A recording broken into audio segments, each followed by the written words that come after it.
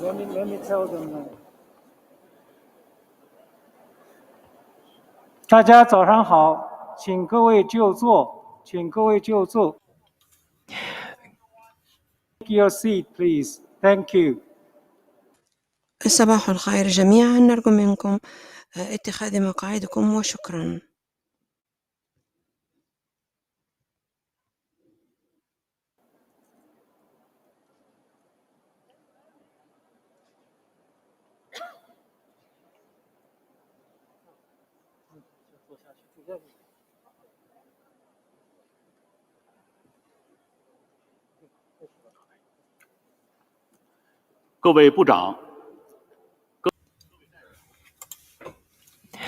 Distinguished guests, ladies and gentlemen, good morning. 2020年联合国生物多样性大会高级别会议第3场圆桌会议。此次圆桌会议的主题是生物多样性保护。The topic of this meeting is biodiversity protection, and it aims to talk about deploying biodiversity and ecosystem-based approaches to contribute to the 2030 Sustainable Development Goals and related goals for climate change and food security. These goals are linked to UNFCCC COP26 and the U.S. Food Systems Summit. I have the honor of co-chairing this roundtable discussion with His Excellency Mr. Akif Azal-Khaldi, Vice Minister of Agriculture and Forestry of Turkey. Biodiversity is very important for sustainable development. President Xi Jinping, during the summit yesterday, emphasized that the protection of biodiversity is beneficial to the protection of our entire globe and also humans' sustainable development.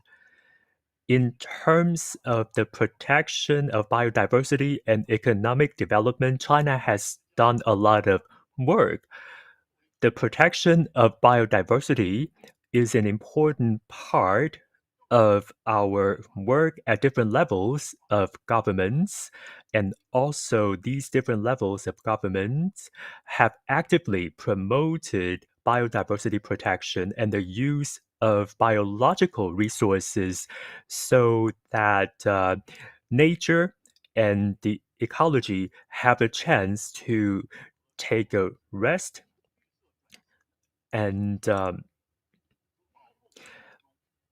in the protection of nature, we seek to still explore development opportunities so that we can balance protection of biodiversity and the economic development. And the protection of biodiversity is also a very important foundation for people's livelihood so that people can enjoy a beautiful living space while at the same time satisfy people's needs for ecology-related resources and products. I'd like to invite you to actively participate in the discussion today to share your measures and approaches in terms of biodiversity protection from your countries and regions so that we can achieve concrete outcomes in terms of promoting sustainable development. First of all, I'd like to invite Vice Minister Akif Azal-Khaldi for his opening remarks and also for his introduction to the speakers. Thank you.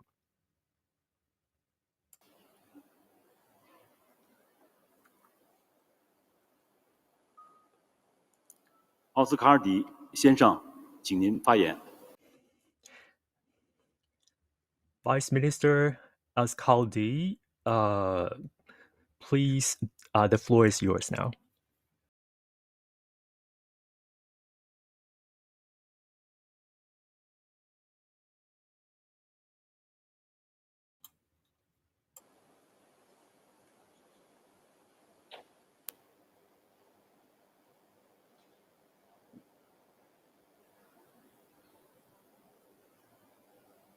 Good morning.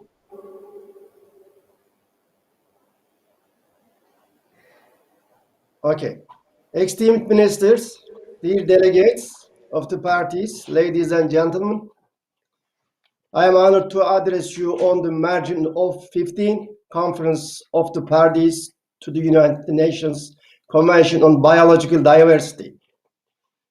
We are very aware that sustainable biodiversity conservation is related to 15 out of 17 SDGs.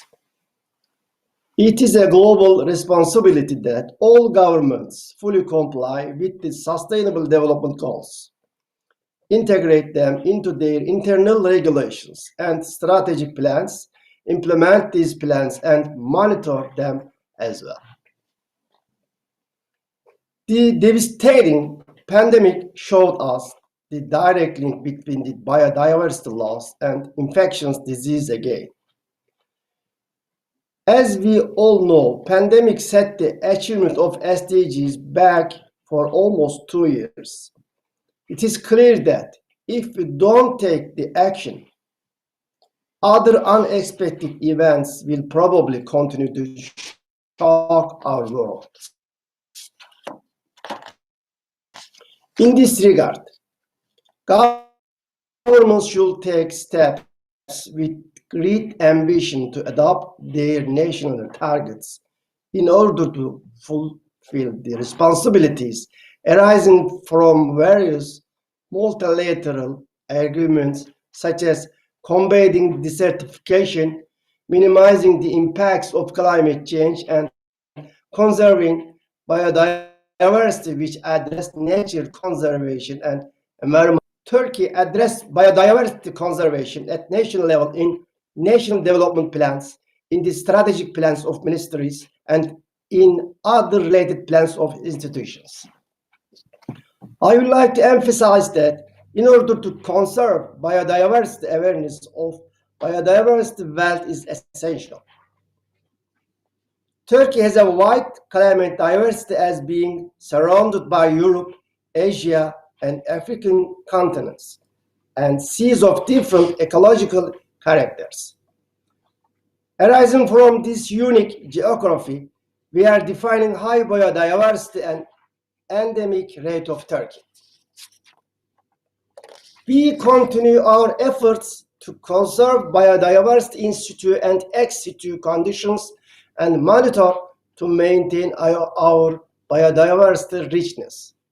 Meanwhile, we carry out remarkable works to both conserve and increase the number of our protected areas.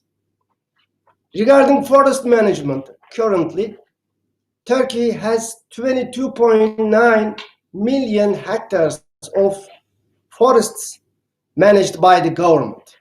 This area corresponds to 1/3 of the country. We continue to increase our forest area with our efforts. We believe that each party should collaborate globally on biodiversity conservation by taking actions against biodiversity laws, our biodiversity with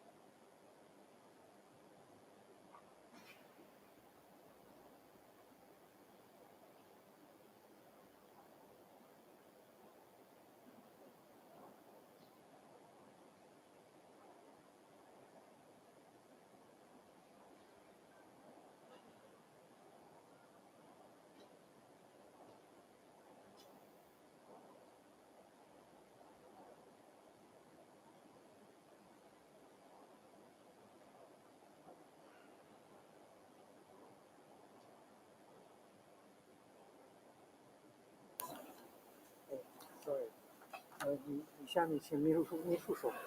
好，下面请秘书处来。Okay, now I'd like to invite the Secretariat for their opening remarks. Thank you. Good morning. Thank you, Mr. Co-Chair.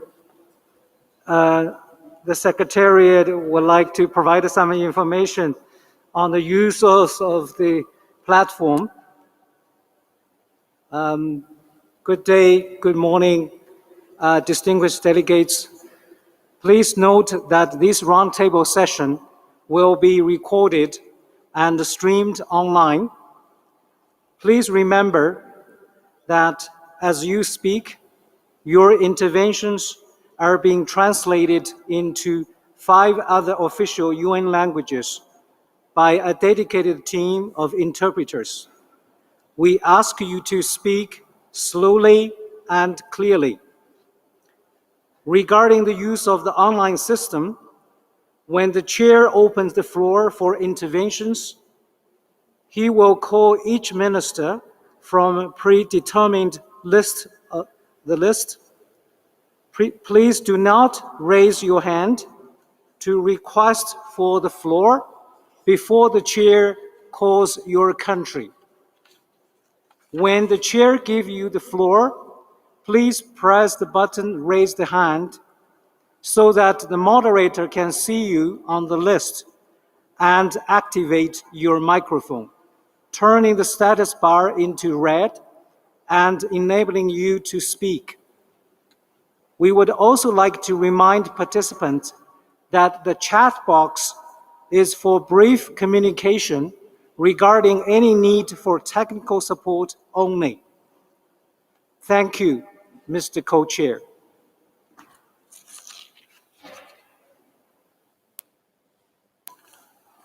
谢谢啊，因为这个连线的问题呢，下面我们继续进行。Sorry, we will continue the meeting. So I'd like to invite Professor Luthando Ziba, Head, Conservation Services, South African National Parks. The floor is yours now.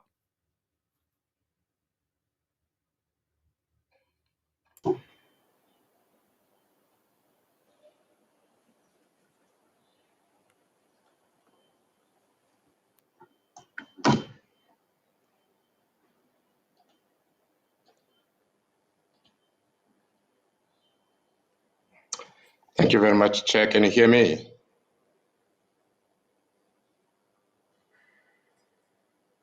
Yes, we have. Okay, thank you very much. I would like to put the presentation on presentation mode. Distinguished guests, ladies and gentlemen, I would like to just do a few introductory remarks and in the process share briefly what we believe is important work that we want as the science community to bring to the attention of decision makers.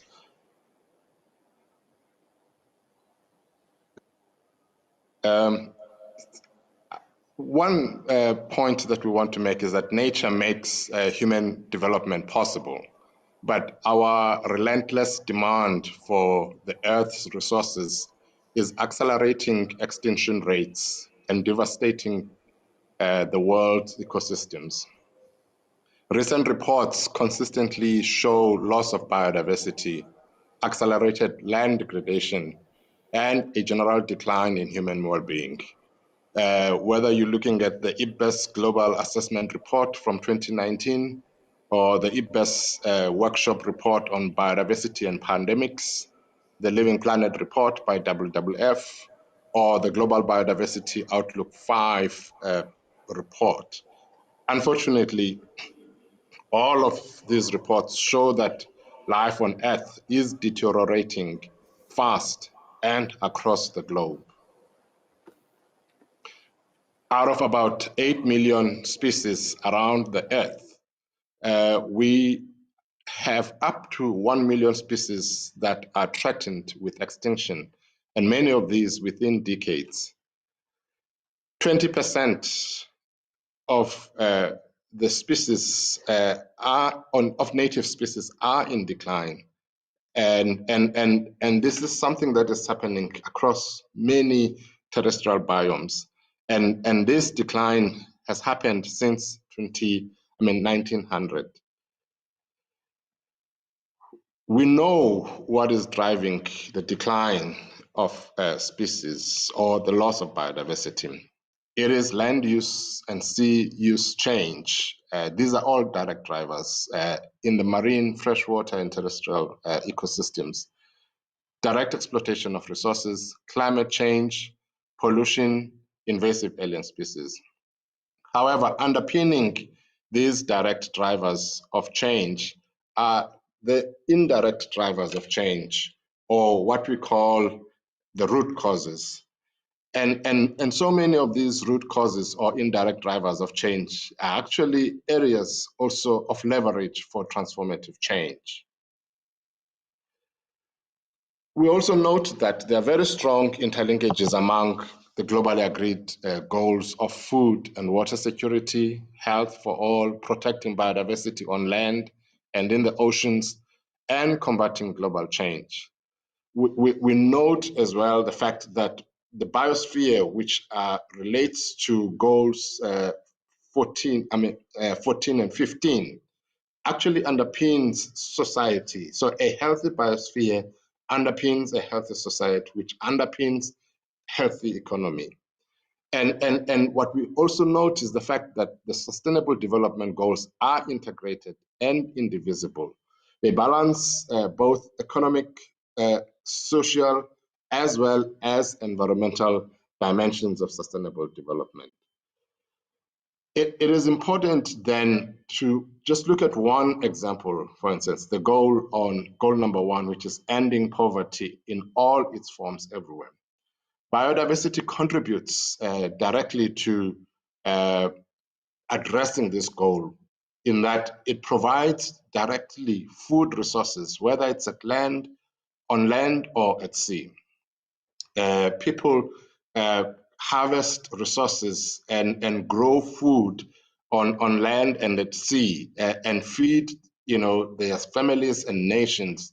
And that is a direct contribution of biodiversity. Biodiversity also contributes to income directly and indirectly as people harvest food or resources and sell or trade these resources. Biodiversity also contributes to the productivity in terrestrial or marine ecosystems and provides a safety net, especially during times of disaster or what we call lean times. It is important to also note that nature-based tourism provides income from various various societal needs, including protected area management and other socio-economic development aspects. In the process, nature-based tourism, which depends on biological diversity, contributes to job creation and to ending poverty. These are just a few examples of a direct contribution that biodiversity can make to development. Yet, biodiversity is in decline, and I think the question is, what can we do to change this? In this slide, I just want us to focus on the leverage points, which is we need to embrace diverse visions of a good life and appreciate the fact that we come from different backgrounds, cultures, and localities. But we all depend on biodiversity for our livelihoods. We need to utilize biodiversity sustainably in order to continue to develop, but to ensure that biodiversity persists and is not lost to humankind, because its loss impacts on human well-being. We need to reduce total consumption and waste. We need to ensure that we reduce inequalities. We need to internalize externalities and telecoupling, that biodiversity can be harvested in one place, but the impacts can be felt in areas that are far distant. And both positive and negative impacts. And I think there must always be that linkage. And if we do that, then this will lead to transformative change. Thank you very much, Program Director, and to all of the participants. Thank you.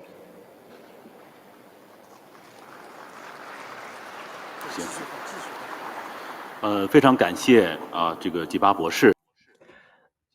Thank you. Thank you, Dr. Ziba, for talking about the current status of biodiversity, especially the reasons for the loss and degradation of biodiversity. And also, you put forward a lot of good suggestions. Thank you. Now, Vice Minister Oskadi is going to continue his remarks. Participants, in order to conserve biodiversity, a holistic approach is required. Therefore, we pay attention to the other key elements of environment, such as soil, water, and forests. Within this framework, we attach great importance to the protection of our seas and their sustainable use. We strongly support the efforts to increase marine protected areas both on the Mediterranean and Black Sea regions with the active participation of all relevant stakeholders.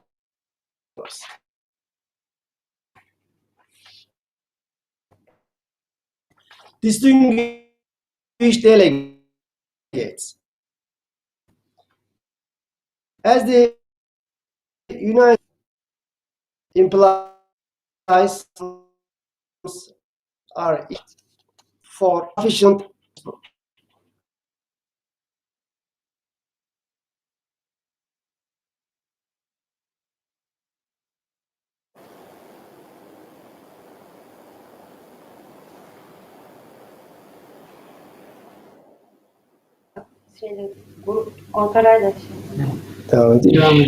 increasing sustainability and competitiveness in food banking, school feeding programs, and emergency response for climate change and natural disasters.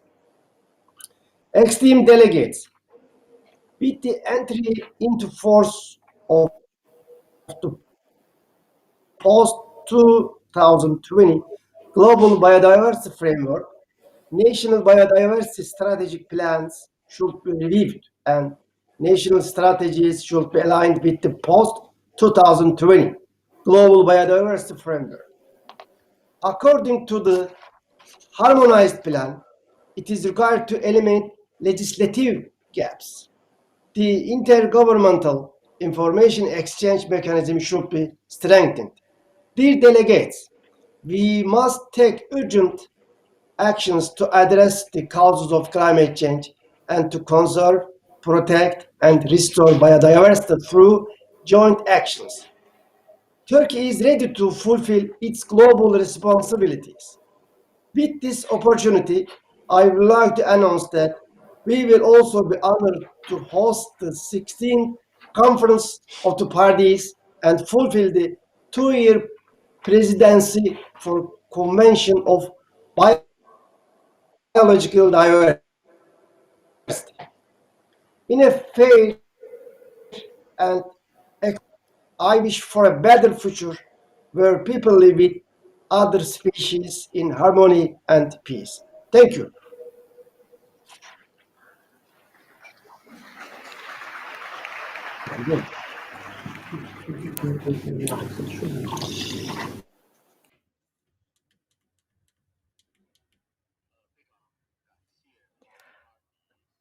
Thank you, Your Excellency Askaldi, for your opening remarks and introducing the situation of the protection of biodiversity, especially around the Mediterranean Sea. And also you put forward some concrete suggestions for the entire world. Now, I'd like to invite Dr. Gao Jixi for his remarks. He's currently the director of Center for Satellite Application. Thank you, dear friends, distinguished guests, ladies and gentlemen, good morning. I'm glad to participate in this meeting. I'd like to take 5 minutes to share 3 points with you. First of all, biodiversity, the future civilization depends on biodiversity, and also China has always emphasized the protection of biodiversity. First of all, biodiversity creates human civilizations.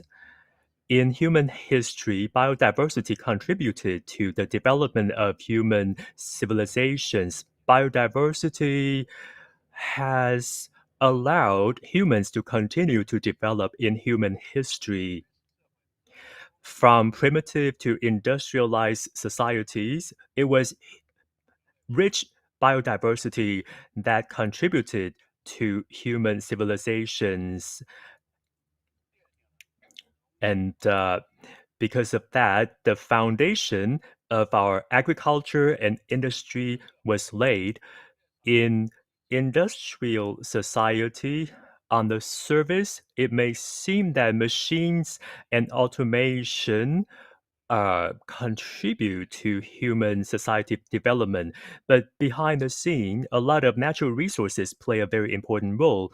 Nowadays, in our modern era, uh, the natural environment continues to support our development. So my second point I'd like to share with you is that the future development of human societies still depend on biodiversity.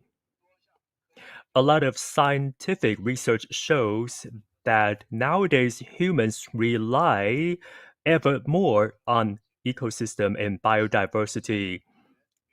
History has also showed that uh, humans and the natural environment are interdependent.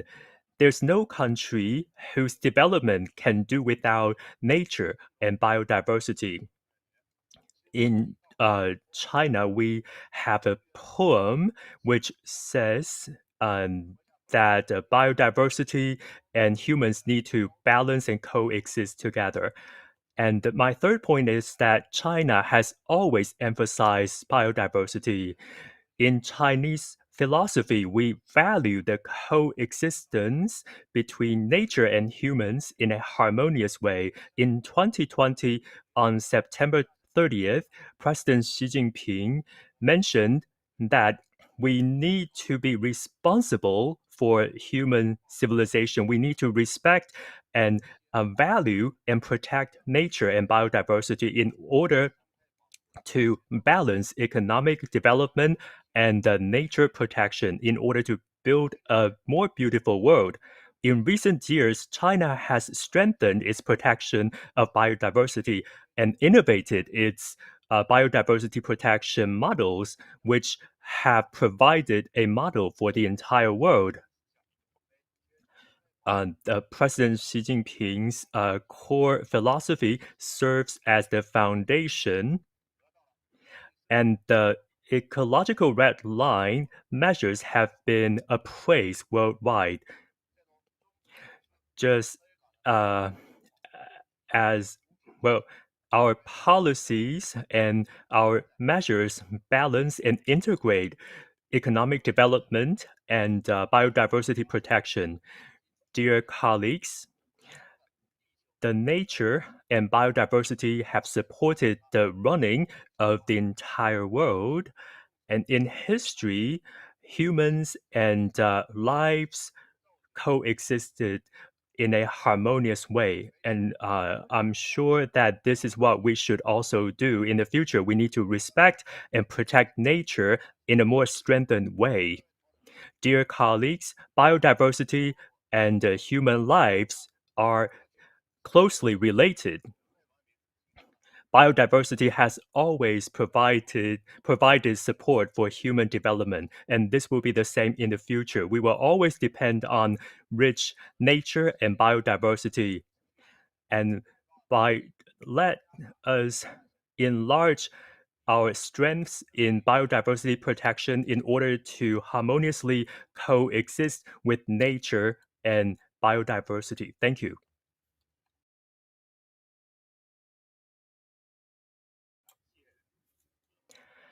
Thank you, Dr. Gao, for sharing your ideas and understanding about the importance of biodiversity. You especially mentioned China's measures and philosophies in terms of biodiversity protection. You also mentioned some concrete initiatives. Thank you. Dear ministers and delegates, now we start our interventions.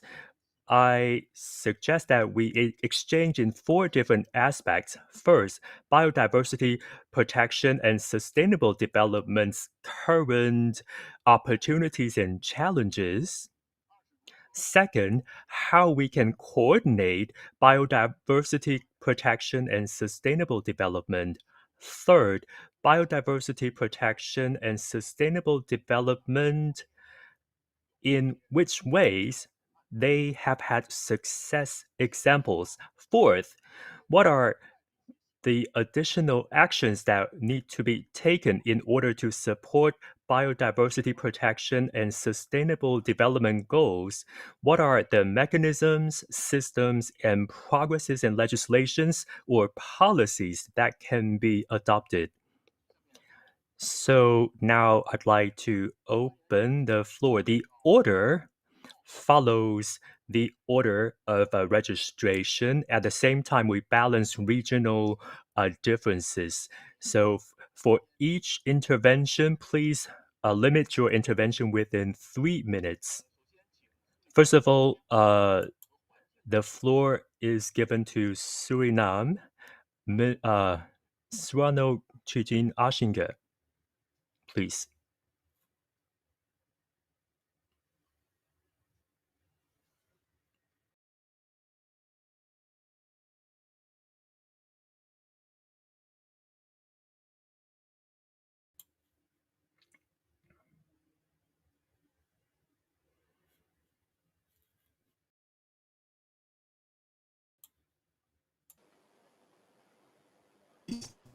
All protocol observed. Mr. Coach, yes, I thank you for this topic. Thoughts on biodiversity conservation. Suriname realizes that the 2030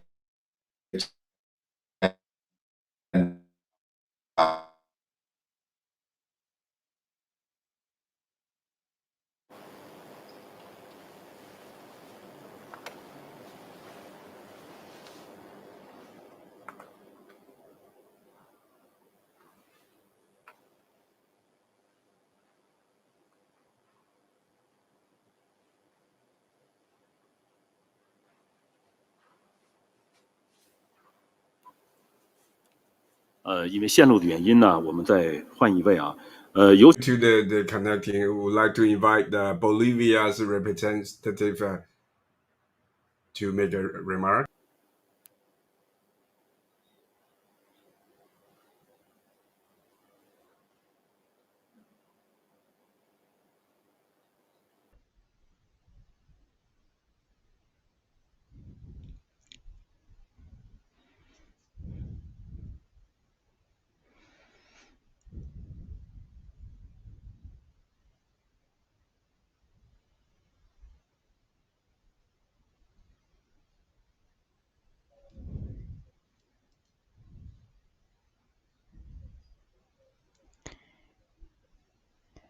This is a speech for the COP15.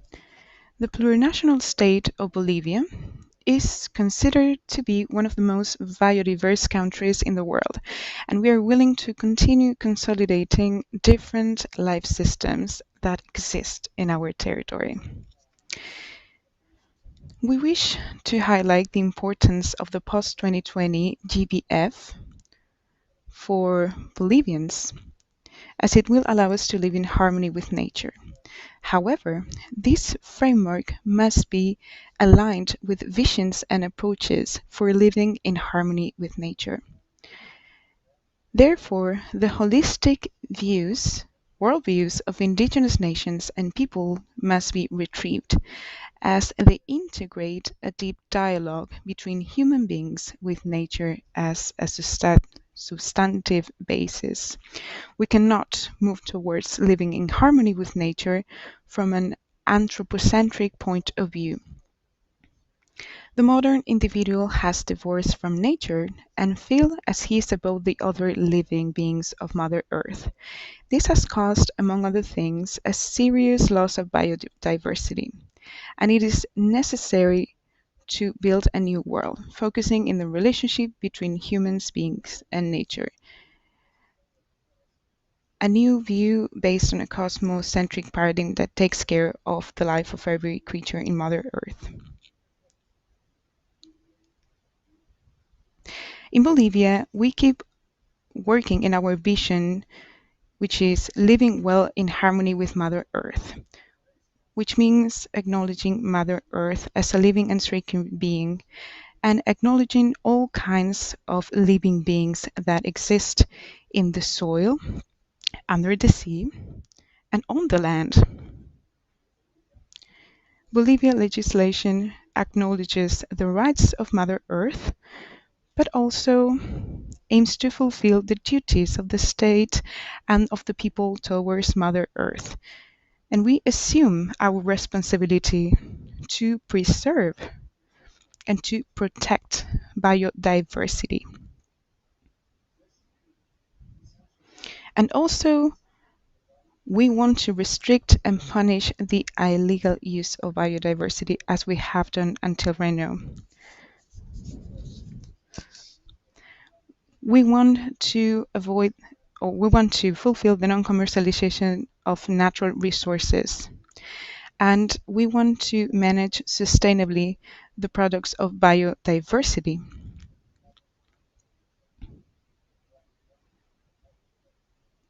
And also we want to achieve ethic production.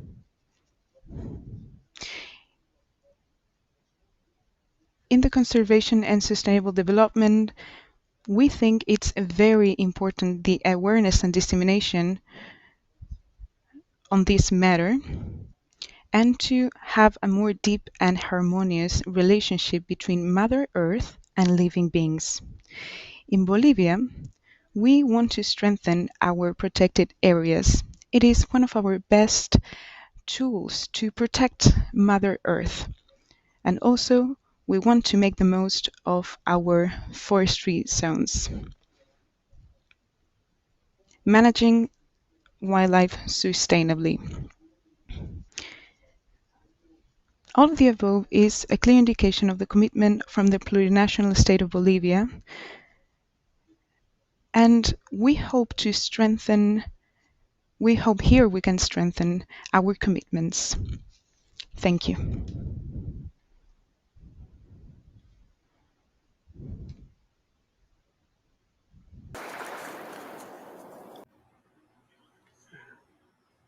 Thank you very much. 向我们介绍这个玻利维亚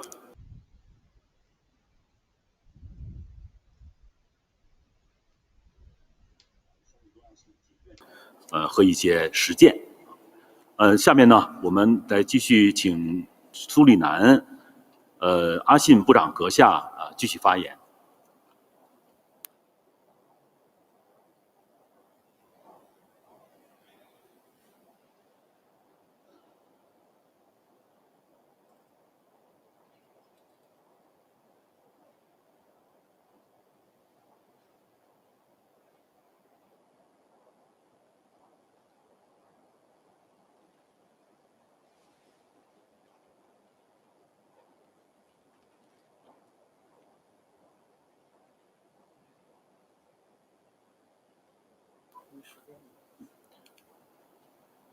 这个 I'm sorry, the connection is still not very smooth. It looks like we also need to protect the lines. Next, I would like to invite Nepal's Kandal.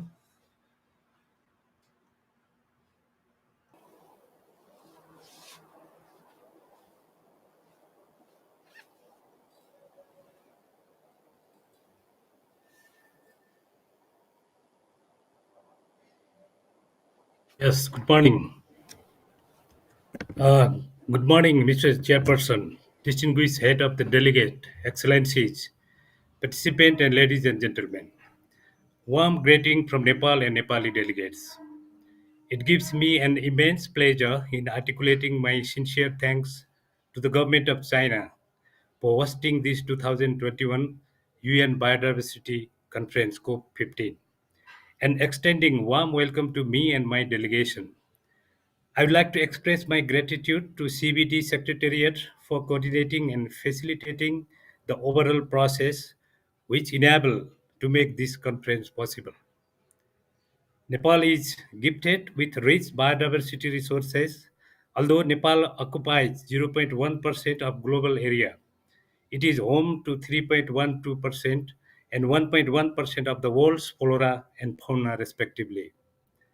We are committed to implement vision and objective of Convention on Biological Diversity into ground by creating novel policy and institutional environments. Objective of CBD and Aichi biodiversity target have been reflected in Nepal National Policy Plan and Programs. Protected area network have been declared over the country with primary objective to conserve representative biodiversity, ecosystem and genetic resources. Protected area system comprise 23.39% of the total land area of the country. Forest cover consists of about 45% area. Moreover, wetland, rangeland, agriculture sector, and mountain represent the biodiversity of our country at ecosystem, species, and genetic levels. Furthermore, Nepal has initiated community-based forest management and biodiversity conservation. More than 30,000 communities have been involved in biodiversity conservation in Nepal. Strong law enforcement, habitat management, enhanced transboundary cooperation, and community participation have resulted considerable increase in number of flagship wildlife species such as horned rhino, Royal Bengal tiger, snow leopard. Nepal has started sharing the 50% revenue generated from protected area to local community for conservation, livelihood improvement, and community development. Incentive-driven intervention and wildlife damage relief fund are given local people a stake in biodiversity conservation and generating stewardship. Natural and anthropogenic forest factors such as flood, uncontrolled forest fire, unplanned infrastructure development, poaching, climate change, and illegal wildlife trade collectively pose serious threat to terrestrial and aquatic biodiversity and their habitat. One of the challenges we have witnessed this day is the conflict between wildlife population and the local people. Mr. Chairperson, it is also important to highlight that livelihood of Nepalese people is highly reliant on biodiversity and natural resources. Prosperous Nepal and Happy Nepali is the national development vision. Country has aimed to gear up a high growth rate, reduce poverty, and microeconomic stability in its national development policy and plan. The graduation from the least developed to middle income country status in the next few years and achievement of the sustainable development goals by 2030 are part of the important milestone to achieve long-term development vision of Nepal. We have prepared country position paper for CBD COP15 with the involvement of stakeholders, and we believe the paper will contribute in finalization of post 2020 Global Biodiversity Framework (GBF). We still prepare and implementing biodiversity strategy and action plan in line with the post 2020 GBF. We observed that the revised Zero draft of Kunming Declaration has incorporated many essential aspects to develop and implement an effective post-2020 GBF, and we have already provided feedback on it. I would like to thank CBT Secretariat for responding upon our feedback. Chairperson, in this front, I assure our firm commitment in working together both at regional and global level to protect our planet, which is only possible due to striking balance between biodiversity conservation and sustainable development. I'm very much confident that the Kunming Declaration and post-2020 GBF will produce useful guidance in the long march towards the promoting sustainable development. Let's work together to save our mother nature, and Nepal is very pleased to be a part of this mission. Thank you very much, Mr. Chair.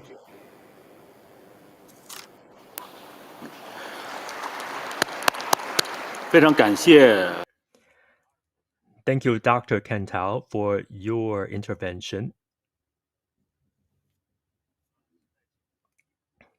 Now the floor is given to the Secretariat.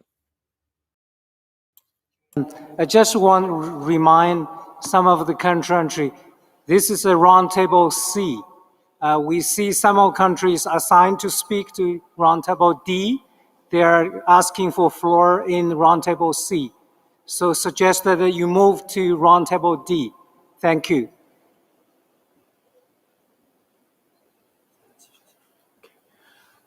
现在有请白俄罗斯 Now the floor is given to Belarus, the Vice Minister, Alexandra Kubota.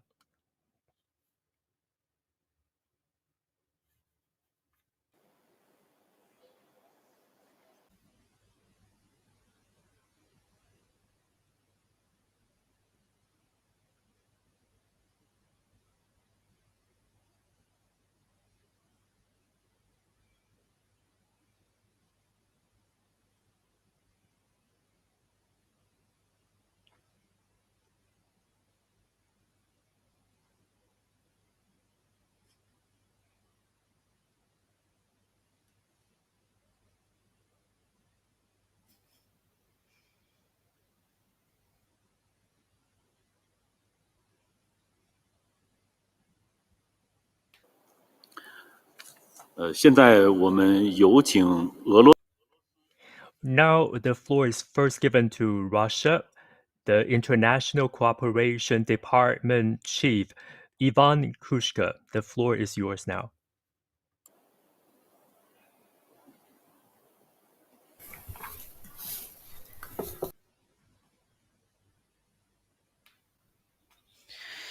Good day, dear participants, colleagues, dear ladies and gentlemen.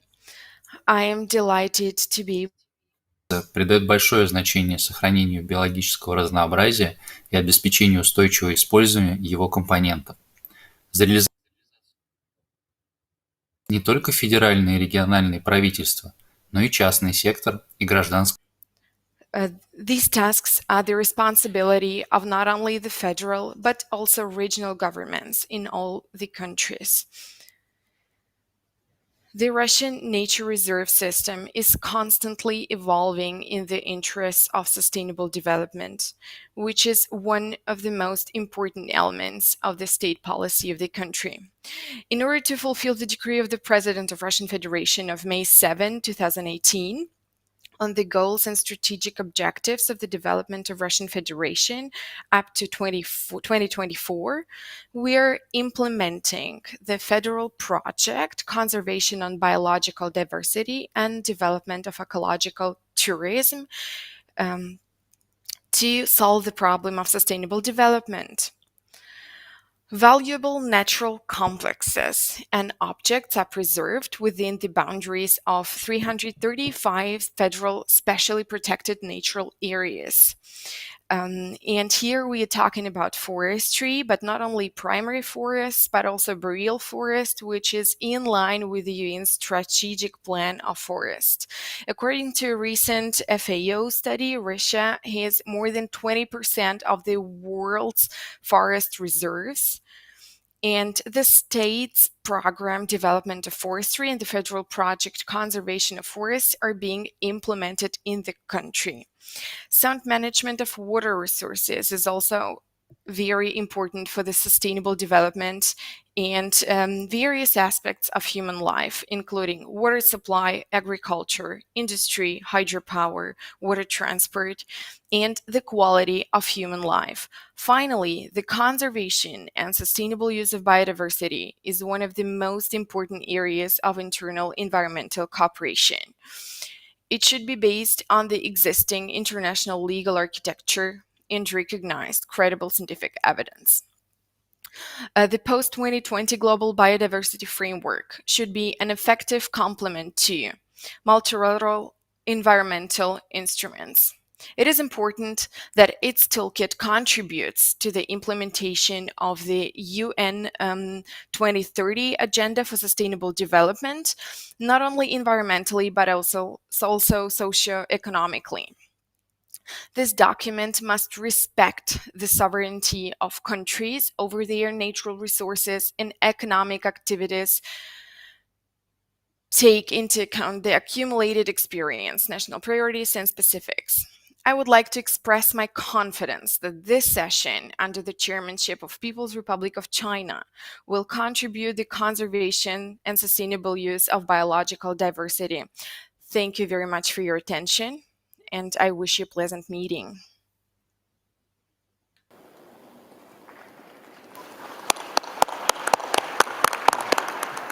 非常感谢库什克先生的。 Thank you, Mr. Krushka, for your remarks. Now, the floor is given to Alexandra Kubota from Belarus.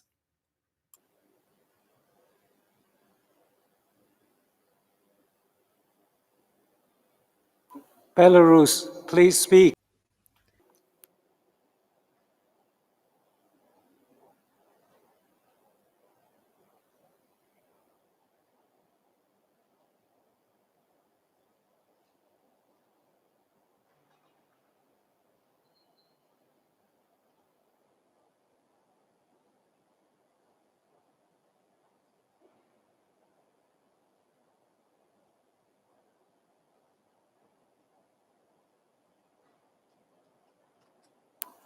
Ms. Alexander Kubot, please.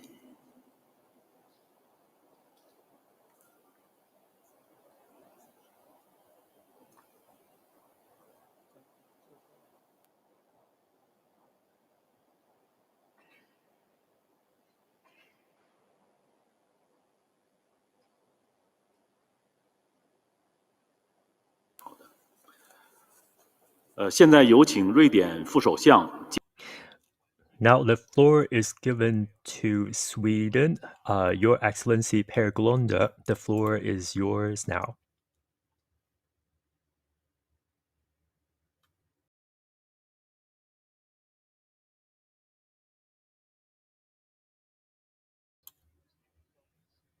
Global biodiversity. We need a global biodiversity framework with ambitious goals and ambitious targets. This is what Sweden strives for, and this is needed to put biodiversity on a path to recovery and for supporting the achievement of the Sustainable Development Goals for 2030. Since 1999, Sweden has worked in an integrated way with all environmental issues through our National Environmental Objectives System. The overall goal of Swedish environmental policy is to hand over to the next generation a society in which the major environmental issues have been solved, and that without transferring these problems elsewhere, outside of Sweden's borders. We regard this as the environmental dimension of the 2030 agenda. Conservation is very important, but to avoid further loss of biodiversity, we need to significantly reduce our global ecological footprint. Sweden welcomes the progress that has been made in fulfilling the goals of the Cartagena Protocol on biosafety, and we underline the importance of including a biosafety component in the post-2020 Global Biodiversity Framework. Restoration of ecosystems will safeguard water supplies, will contribute to disaster risk reduction from a severely changing climate, and will also help us maintain soil health. In Sweden, we are working hard to restoring wetlands, and this is protecting biodiversity and also contributing to storing organic carbon at the same time, thereby addressing the climate and the biodiversity crisis together. I am convinced that this kind of nature-based solutions are an important part of our future activities. Biodiversity is affected by climate change with negative consequences for human well-being all over the planet. But at the same time, protecting biodiversity and the ecosystem services that it supports can make an important contribution to both climate change mitigation and climate adaptation. Consequently, conserving and sustainably managing biodiversity is critical to addressing climate change. In other words, building back better and greener will have to be in line with other long-term objectives as been set out in the 2030 Agenda. In this context, we hope that the international meeting, Stockholm Plus 50, which we host with Kenya in June next year, will provide an opportunity to focus on actionable solutions for a sustainable development, and that is including a sustainable recovery. We are committed to securing a livable planet for our children and for coming generations. It is important to listen to and to involve youth to have their say in these processes.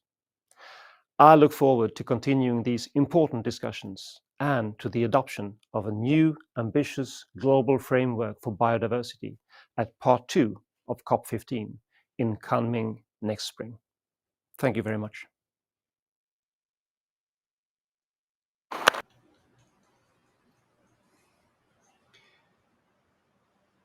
Thank you very much for your remark. Next, I would like to invite Serbia, His Excellency, to make a remark. Excellencies, distinguished colleagues, ladies and gentlemen. Allow me to take this opportunity to express my gratitude to the host country, People's Republic of China, and the Secretariat of the Convention on Biological Diversity for organizing this important meeting, as well as Egypt for taking the lead during this very difficult period between two conferences of the parties.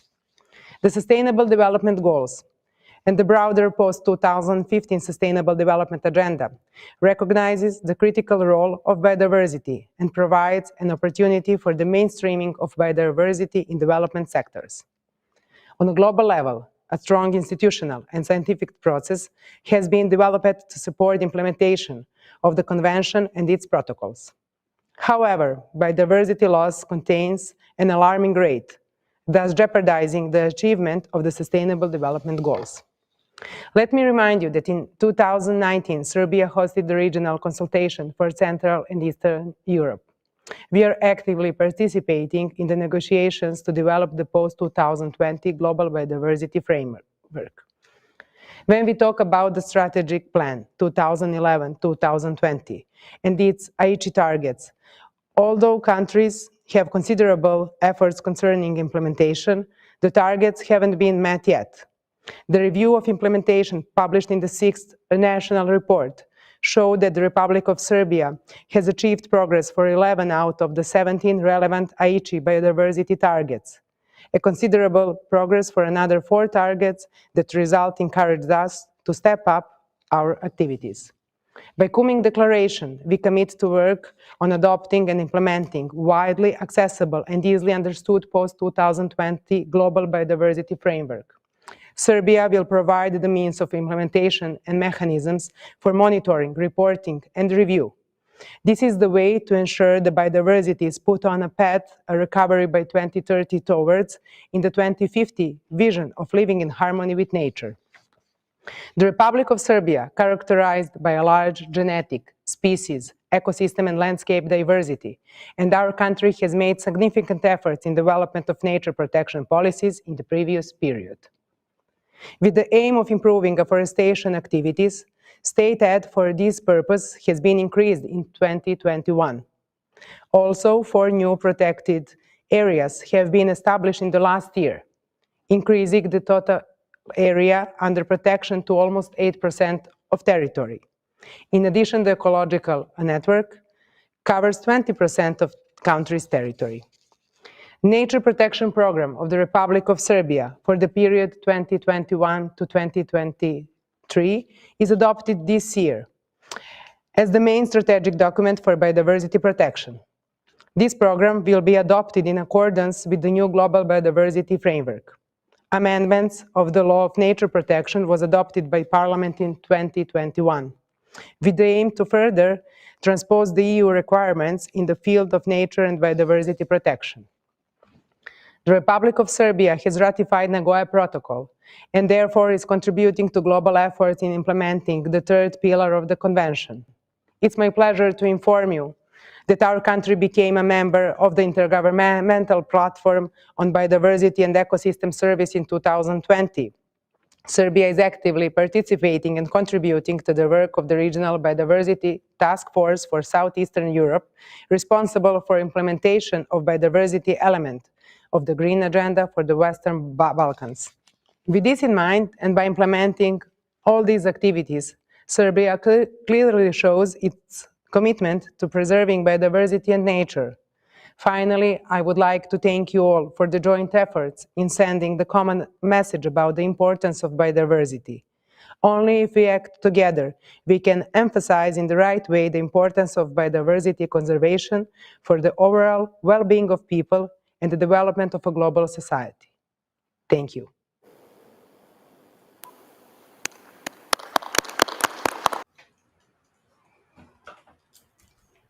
Thank you very much for your excellent presentation. Next, I would like to invite a representative from Belgium.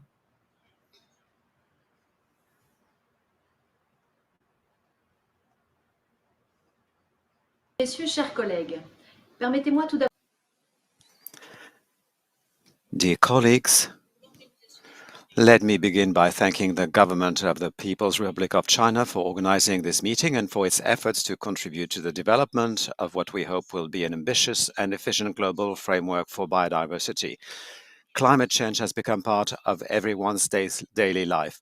In Belgium this summer, climate change caused unprecedented flooding with a heavy toll on human lives and property. 42 people lost their lives, more than 38,000 homes were affected, more than 600 homes were totally destroyed. The scale of the reconstruction is unprecedented, to the point that some people are now talking about climate refugees, even if everything is being done, of course, to rehouse them as quickly as possible. This reminds us how fragile and dependent we humans are on our planet and its resources. Strong measures are urgently needed to reverse this trend and reduce its impacts. This is especially true given the increasing number of crises. In the field of health, the COVID crisis has taught us that it is imperative to rethink the function of our systems in a global way by seeking solutions that preserve our health, our environment, and the biodiversity associated with it.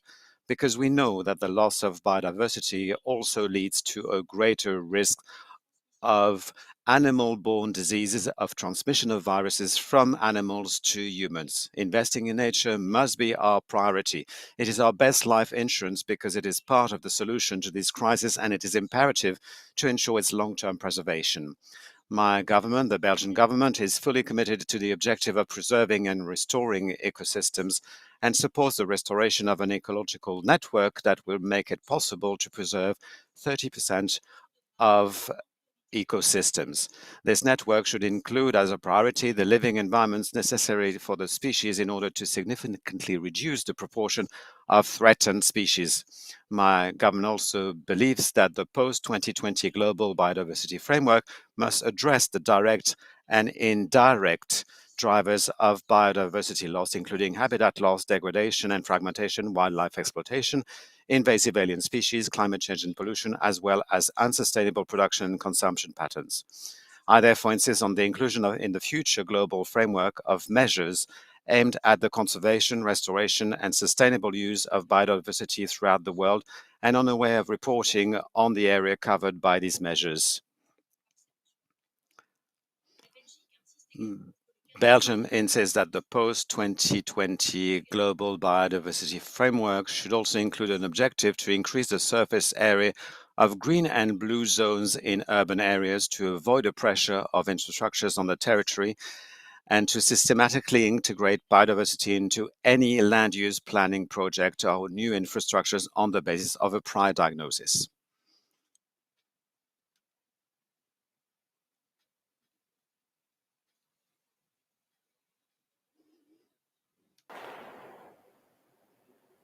非常感谢特里尔部长阁下精彩。Now I would like to invite the representative from Iceland.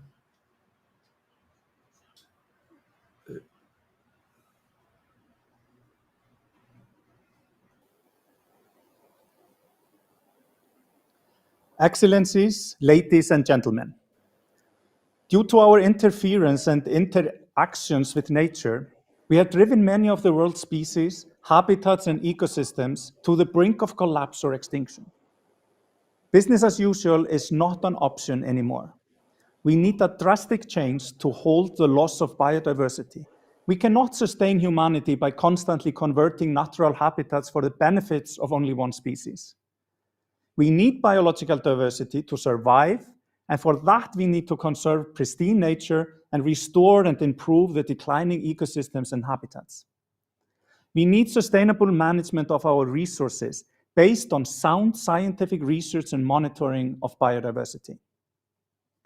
We need firm, concise, and effective actions across all sectors and by all entities of our societies, nationally and internationally. Biodiversity conservation and actions need to be synchronized and integrated into all sectors of society. Incentives and financial support with negative effects on biodiversity need to be eliminated or reverted to positive incentives. And we must increase synergies in implementing the multilateral environmental agreements.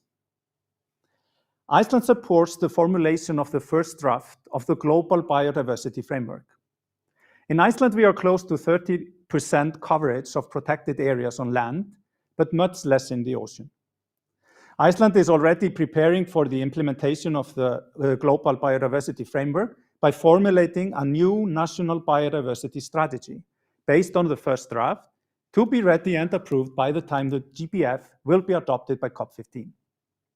Part of our national commitment is to more than triple the coverage of native birds forest from 1.5% to 5%, strengthen conservation and restoration of wetlands and dryland habitats, improved monitoring of the impact of land use on carbon in soils, and implementation of criteria for sustainable land use. All of this can be considered ecosystem and nature-based solutions for biodiversity conservation and climate mitigations. Mr. President, Iceland supports the content of the Kunming Declaration. Thank you.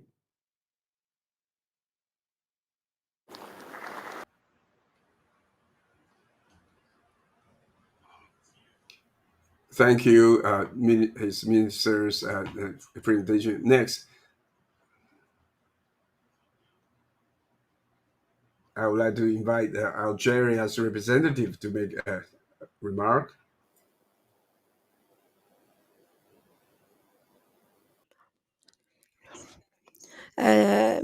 Mr. Chair, ladies and gentlemen, I would like to extend my sincere thanks to the Chinese authorities for the efforts rendered in the preparation of this conference under the ecological civilization for building a shared future, respecting life on the globe. Corona emphasized that we have to reinstate the ecological biodiversity for the purpose of striking a balance between several elements, because in addition to the ecological services as well as traditional knowledge is the foundation of sustainable development, because they are means and ways to contribute in creating job opportunities and fortunates. Based on these inputs, the international community have to render several efforts post 2020 framework in order to lay down approaches in order to achieve the goals of UN in terms of the biological diversity. Also, we have to provide financial resources as well as technological transfer, capacity building incompatible with the ambitions of this framework. Mr. Chair, Algeria, through policies as well as frameworks aiming to preserve the biofortunates, those efforts are reflected and demonstrated in governmental policies that are well established by the president and the policy depends on a national strategy as well as action plan aiming at preserving the ecological resources in order to conserve not less than 50% of the biodiversity on the level of terrain, as well as 5% on the coastal level, as well as marine levels, in addition to restoration of the natural ecology for no less than 5 million hectares by 2030. In addition, the same strategy aims at expanding the preserves network under the more strict conservation for natural resources. In this regard, Algeria classified its heritage as, in addition to other measures, in order to actively preserve according to the region, in order to achieve ICE goal number 11, in order not to separate between the natural as well as cultural heritage. And by 2030, it aims at classifying 13 reserves in order to increase from 44% to 50% of total land territory. Algeria also is trying to rehabilitate the Green Dam by 2035 in order to decrease desertification in addition to preserving the ecological system. Mr. Chair, I would like to conclude my intervention by recalling a number of principles and issues working in order to encompass the frame of post-2020, sharing the benefits of using gene resources, including the digital classification, also laying down a comprehensive vision, taking consideration the adaptation requirements with the negative consequences of climate change, including desertification and forest fires, in addition to the mitigation of threats resulting from natural resources. In conclusion, Algeria is committed to the success of this conference.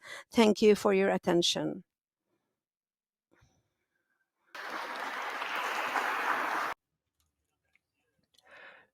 Thank you, Minister Moafed.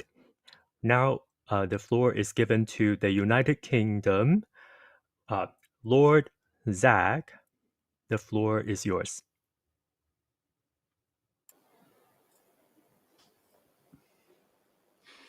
Thank you.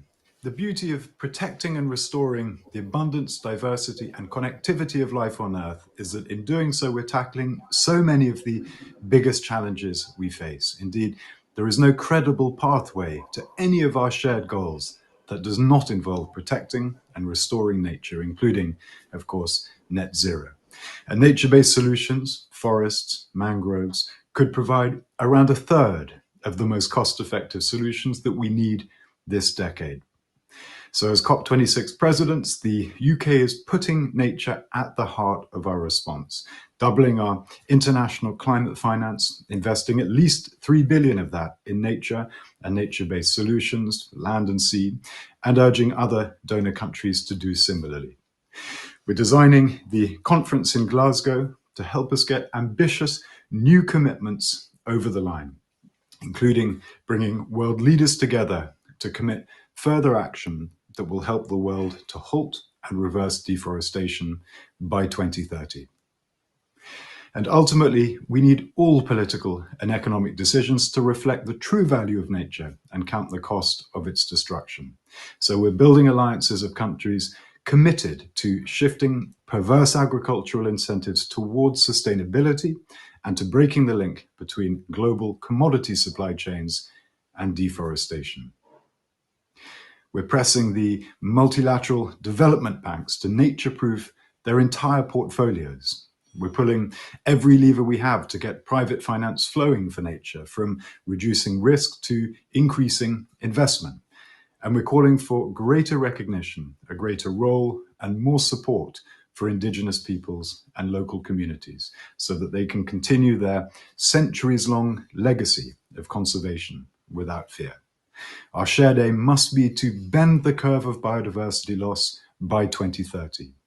And given half a chance, we know that nature can recover, and amazingly quickly.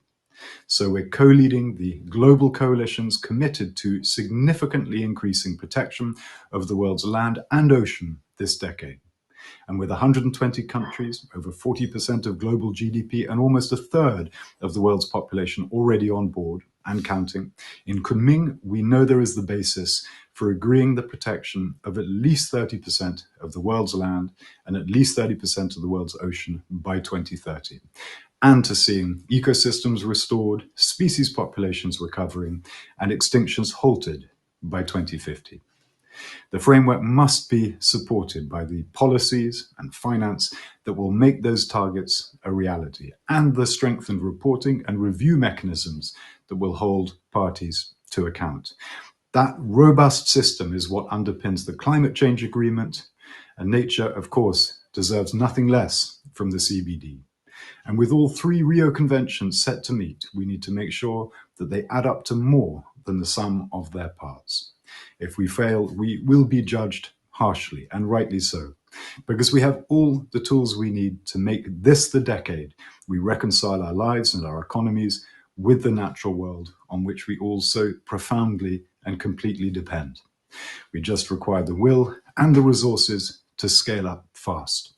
And in the UK, we're committed to continuing to work with you, all of you, to make that happen. Thank you.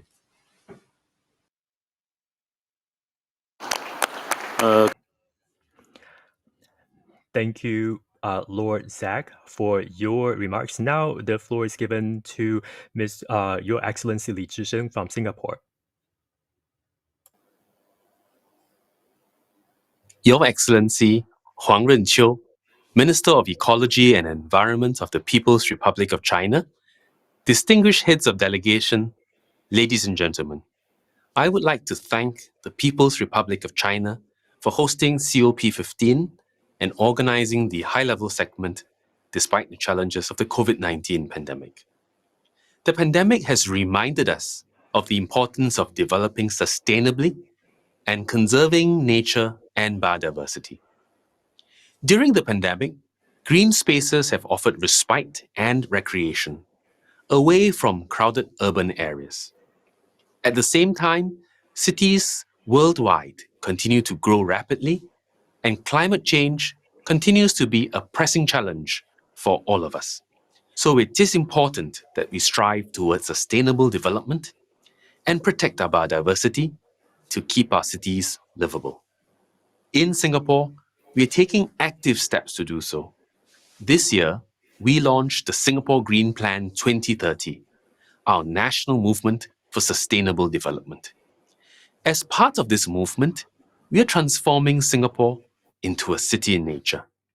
As a small, densely populated island city-state, Singapore does not have large areas outside our city where we can conserve nature. So we are finding innovative ways to weave nature more closely as part of our urban environment. This will help to conserve our biodiversity, strengthen climate resilience, and provide our people with greater access to nature and its benefits. For example, we are planting 1 million more trees island-wide from now till 2030. These can help restore ecosystems, improve air and water quality, sequester carbon, and cool our urban environment. We are also turning concrete canals into natural waterways and restoring coastal mangroves. These efforts strengthen our resilience to floods and sea level rise while creating new recreational spaces and wildlife habitats. We're conducting species recovery efforts for key native flora and fauna as well. We monitor the progress of our efforts regularly using the Singapore Index on Cities Biodiversity. This is a self-assessment tool to help cities measure and benchmark their biodiversity conservation efforts. We recently worked with international partners to update the index to include new indicators such as park accessibility and nature-based solutions, and we hope that it will continue to be useful to cities around the world. We are happy to share our experiences in all these areas and look forward to continuing to work with countries and cities around the world to conserve biodiversity. Thank you.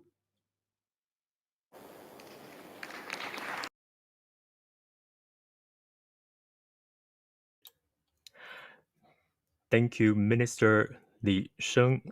Now, the floor is given to Argentina.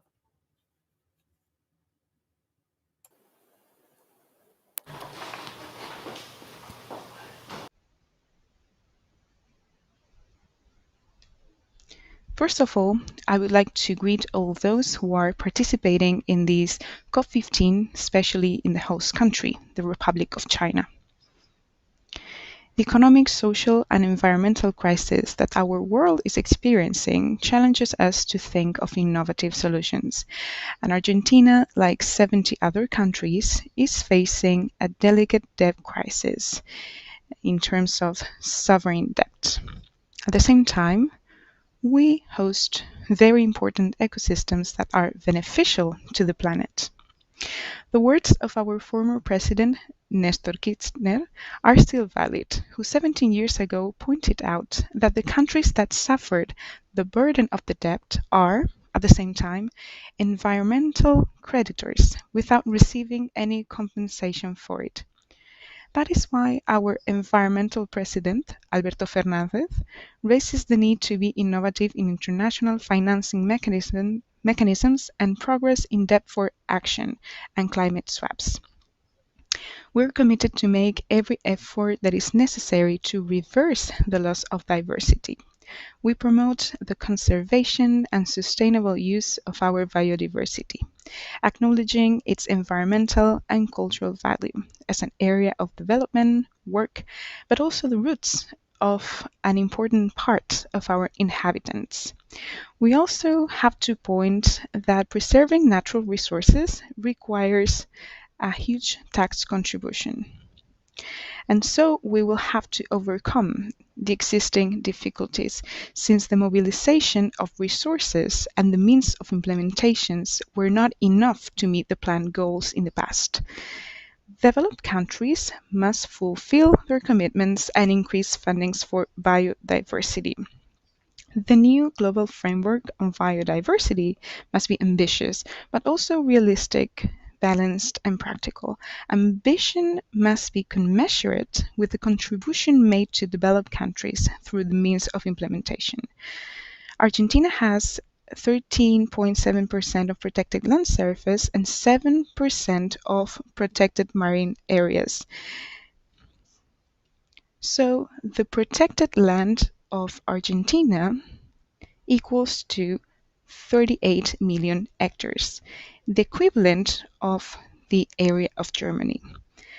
Another aspect is the need to make progress on sustainable agricultural production systems.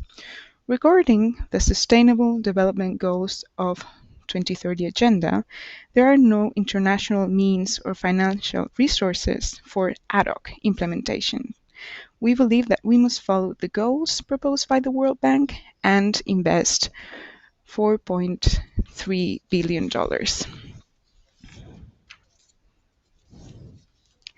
To conclude, Argentina wishes to reinforce the importance of achieving a GBF post-2020 that is balanced and can be implemented according to the national realities of each country. The adverse effects of climate change and environmental degradation are challenging and urgent, and determined action is required.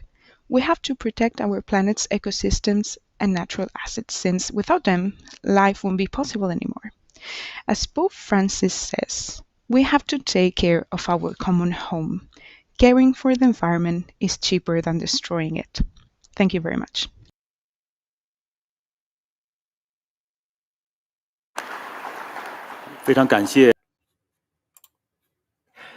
Thank you for the intervention. Now the floor is given to Peru.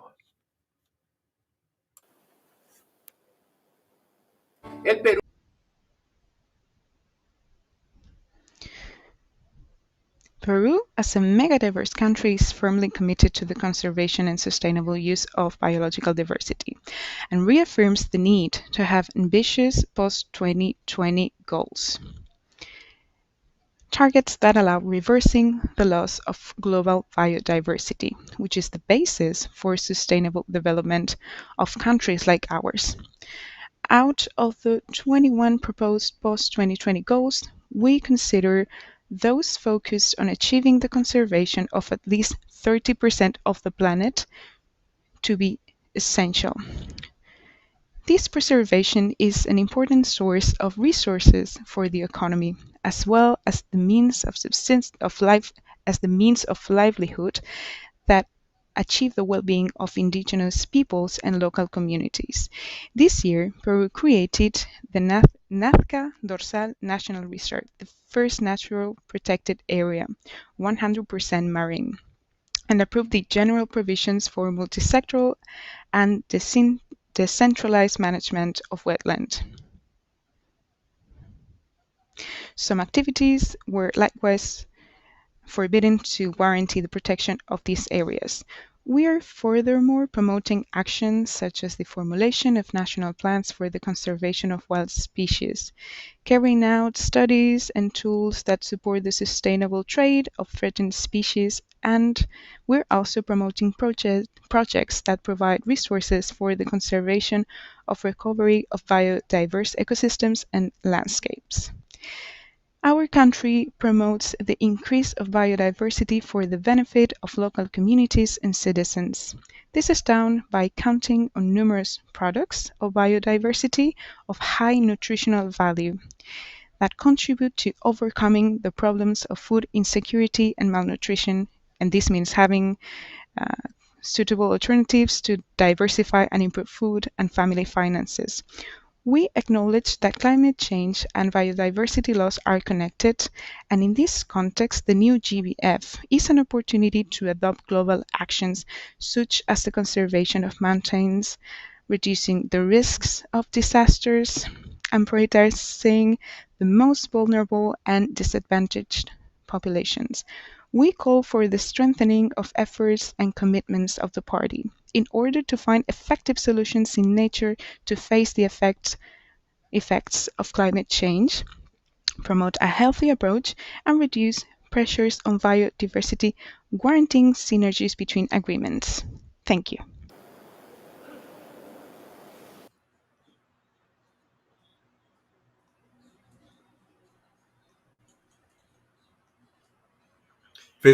Thank you very much for your presentation. Now we'd like to invite the speakers from Ecuador.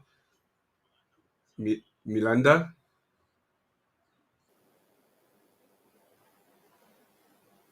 Colegas ministros, representantes de Fellow ministers, government officials, and other stakeholders, ladies and gentlemen, we're living a critical moment regarding the protection of life on the planet. We are increasingly approaching a tipping point to halt and reverse the loss of certain ecosystems and species. Its conservation and sustainable use requires not only compliance with the obligations agreed under the Convention on Biological Diversity, but the full commitment of the entire international community to adopt global, comprehensive, and effective measures. Measures complemented with sufficient means of implementation. Within the framework of the Convention on Biological Diversity, Ecuador has taken action to comply with its commitments, especially since we are one of the 20 mega diverse countries. Within this context, our country has developed a national system of protected areas, which currently includes 63 protected areas at 3 levels: national level, continental level, and insular level. Moreover, we have other conservation systems, such as protective forests and vegetation, that encompasses 2.5 million hectares. We also have the Forest Partner Program that encompasses 1.6 million hectares. We also have the National Restoration Program that has managed to incorporate 45,000 hectares of surface that were verified through a restoration process. Additionally, we have made progress in the implementation of the Strategic Plan for Biodiversity 2011 to 2020, including the 11th Aichi target. Notwithstanding this fact, we have joined the Global Partnership for the Oceans and the High Ambition Coalition for Nature and People. Moreover, we led a few weeks ago a ministerial conference on marine litter and plastic pollution, which, with the participation of more than 140 countries, strengthened the political momentum towards the negotiation of an international treaty on this matter.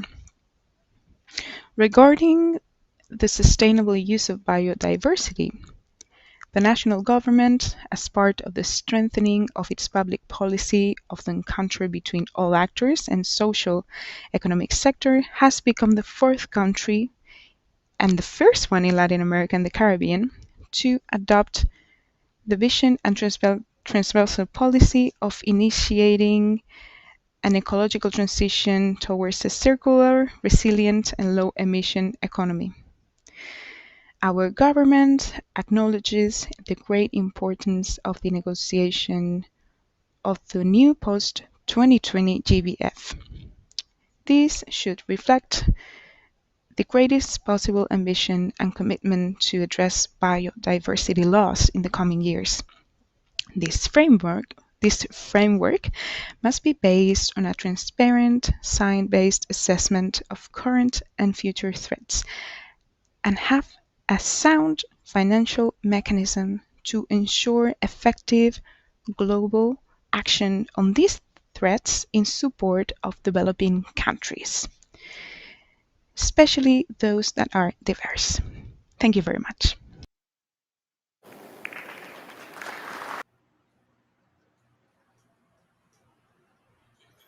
Thank you, Minister Miranda, presentation. Next, I would like to invite the speakers from Venezuela, Jose Volcan.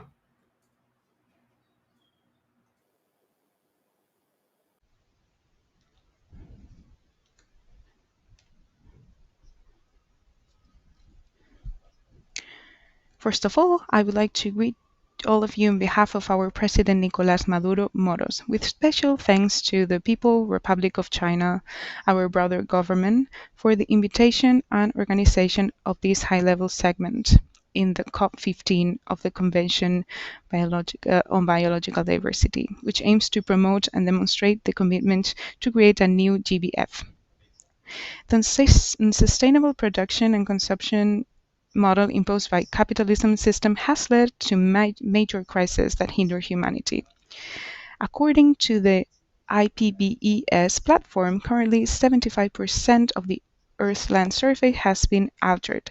66% of the ocean area is experiencing negative impacts, and more than 85% of wetlands have been lost. And 25% of wildlife is threatened. That is why the GBF must become the roadmap for humanity to act and reverse the loss of biological diversity, with the three goals of the Convention on a basis: conservation, sustainable use, fair and equitable sharing of the benefits, all in synergy with the Paris Agreement and other multilateral environmental conventions. Our country, as a mega-diverse country, is committed to the conservation of biological diversity and the preservation of life on the planet through the promotion of ecosocialism. This is stated in our National Plan 2019-2025. Despite being a victim of unilateral coercive measures and the pandemic, our country is willing to act to protect the present and future generations. Venezuela increased its protected areas from 22 to 30%, complying with the Aichi goal number 11, and this includes the creation of the Caura National Park. We have successful programs for the conservation and management of endangered species, such as the Orinoco caiman or the South American river turtle. We also implemented programs to eradicate invasive species such as the lionfish or Xenia corals. We are working to establish range community nurseries, forestry, fruit and medicinal plant nurseries. Likewise, 20,000 employees were hired to work as park rangers and forest firefighters. Moreover, ecofeminist brigades, a small park rangers program, and 3 wards were created. We also have a specific legal framework and our own ministry for indigenous peoples and communities to promote respect and preservation of their knowledge.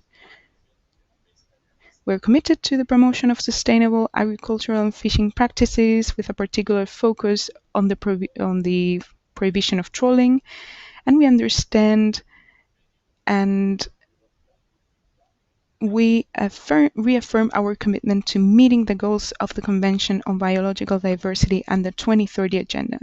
In conclusion, and in accordance with the principle of common but differentiated responsibilities, we call on developed countries to provide resources and increase funding to halt and reverse the loss of diversity and to live in harmony with nature. Thank you very much.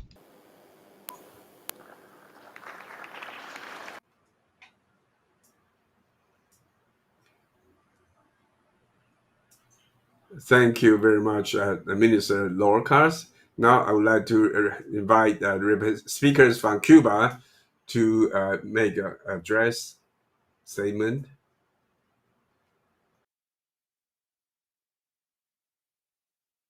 Estimado señor Juan Runqiu.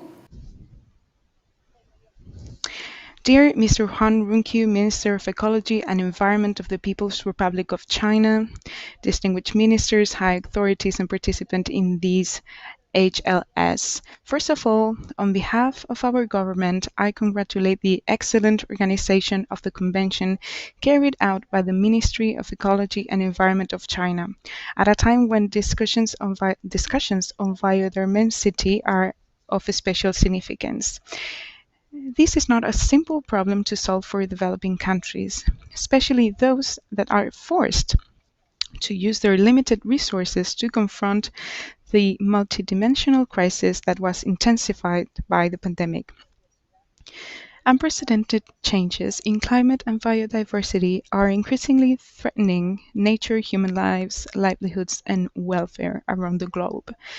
Thus, we wish to recall the statement of the President of the Republic of Cuba, Miguel Díaz-Canel Bermúdez, at the meeting of heads of states of the Alliance of Small Island States last September 22, and I quote, "We must stop the destruction of the environment caused by the irrational patterns of production and consumption of those who selfishly feel comfortably with the status quo." The complexity of the process is greater in those nations where the population experiences the effect of unilateral coercive measures inflicted by some countries daily and without a political reason as defined in the Charter of the United Nations. A challenge like this can only be managed with a very strong political willpower, as it's the case of Cuba.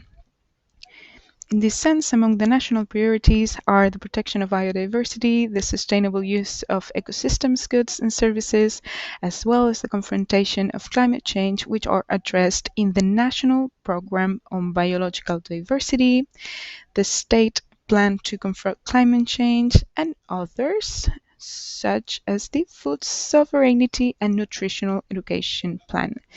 In this programmatic context, we see nature-based solutions as efficient alternatives to protect, manage sustainably, and restore damaged ecosystems and boost climate actions. Hence, the importance that Cuba grants to the adoption of a new strategic framework as a roadmap for work in the coming years. We believe the new framework should reflect the 3 goals of the Convention in a balanced way, include a funding target to ensure its effectiveness and implementation, and it should be defined by May 2022 the financial amounts to be committed and the deadlines for delivery. Thank you very much.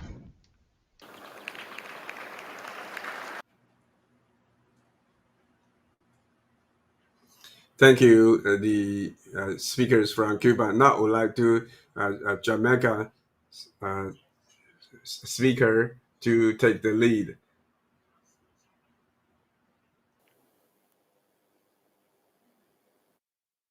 President of the 15th Conference of the Parties to the Convention on Biological Diversity, Excellencies, Executive Secretary Ms. Elizabeth Rima, delegates, the bold and transformative actions necessary to put the planet on a path of resilient and sustainable development cannot be achieved without us addressing the conservation of the world's biological resources and our ecosystems. Now, this is by no means an easy feat. It requires our collective commitment and increased global ambition to realize the future we want, living in harmony with nature. Now, this 15th Conference of Parties to the Convention on Biological Diversity is particularly important as the global community continues to work towards the conclusion of negotiations on a post-2020 global biodiversity framework. So, ladies and gentlemen, there is need for increased momentum if we are to successfully implement new, ambitious global biodiversity targets by 2030. And these targets, they must respond to the urgent need to conserve and sustainably utilize the planet's biological resources and ecosystems to ensure food, water, and livelihood security, to moderate the impact of climate change, among others. Additionally, the targets must be supported by adequate means of implementation at all levels. Sustainable development will never then be achieved if groups of countries and people are left behind.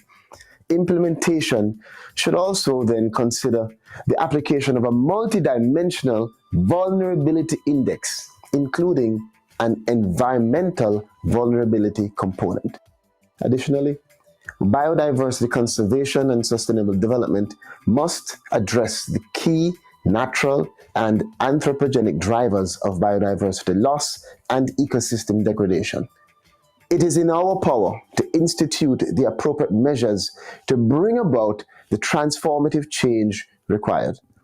And as we understand the nexus between biodiversity loss and climate change, it is imperative that we employ nature-based solutions as key approaches in addressing the long-term impacts of climate change. Again, the solution lies with us. In closing, I take the opportunity to announce Jamaica's support for two country-led biodiversity initiatives. That is the High Ambition Coalition and the Global Ocean Alliance. Jamaica looks forward to the continued collaboration and partnership with other governments and key stakeholders as we chart the way forward towards an ambitious post-2020 global biodiversity framework. I thank you.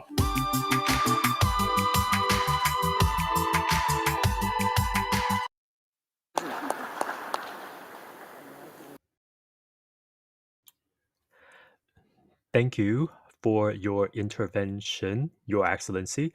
Now the floor is given to Dominican Republic Minister Orlando Hauer Mela.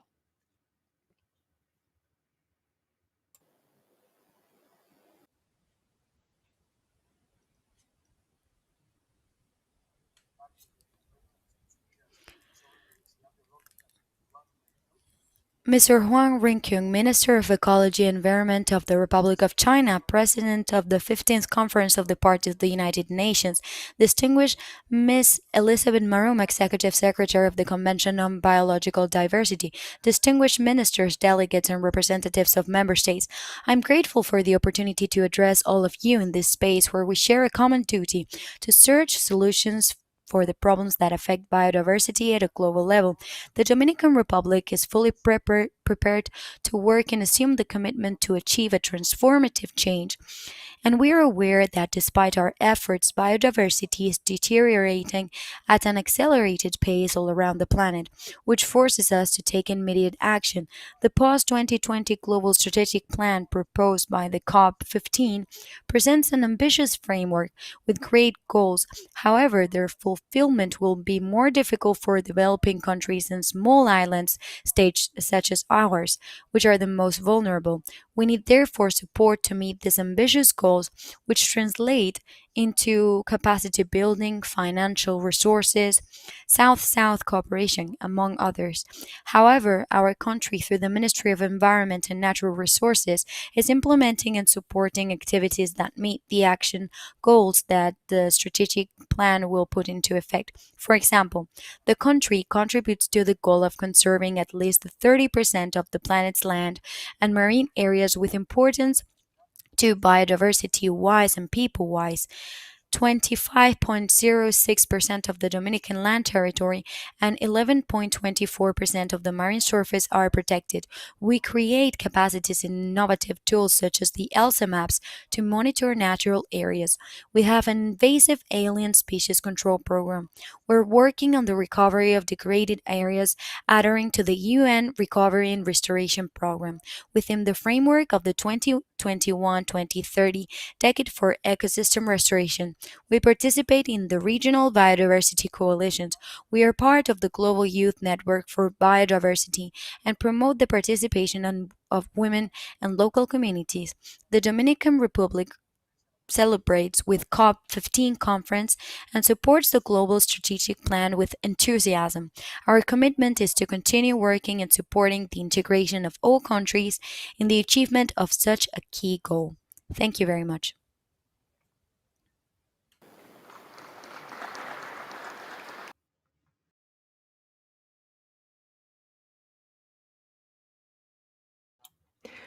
Thank you, Minister Mela, for your intervention. Now the floor is given to the Minister of Environment of South Republic of Korea.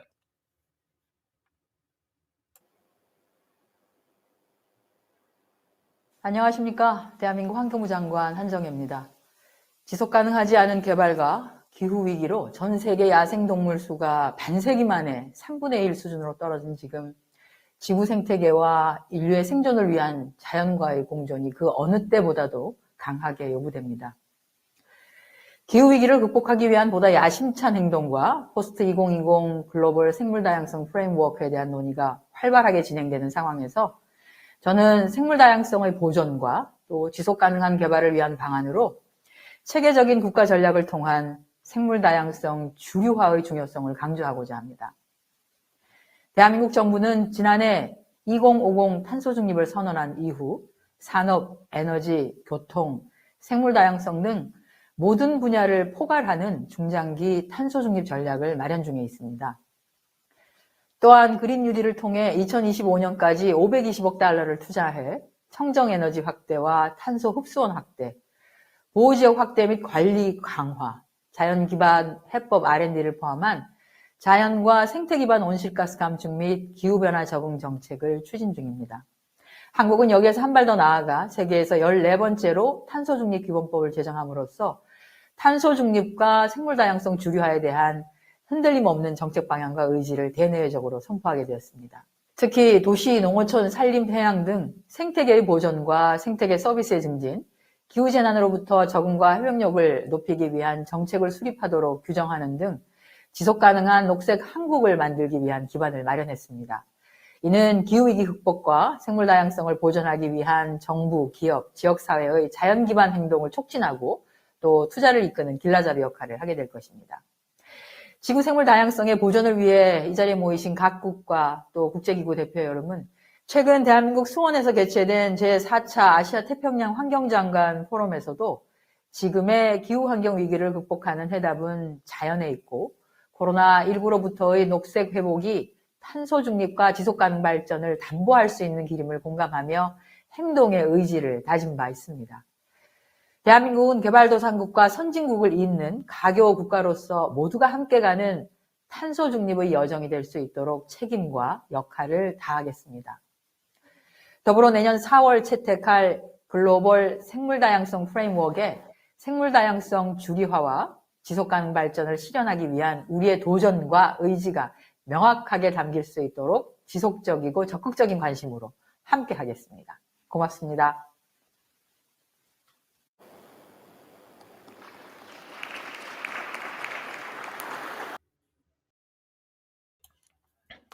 Thank you, Minister Jeng Han. Now the floor is given to the Minister from Malaysia, Your Excellency Hassan.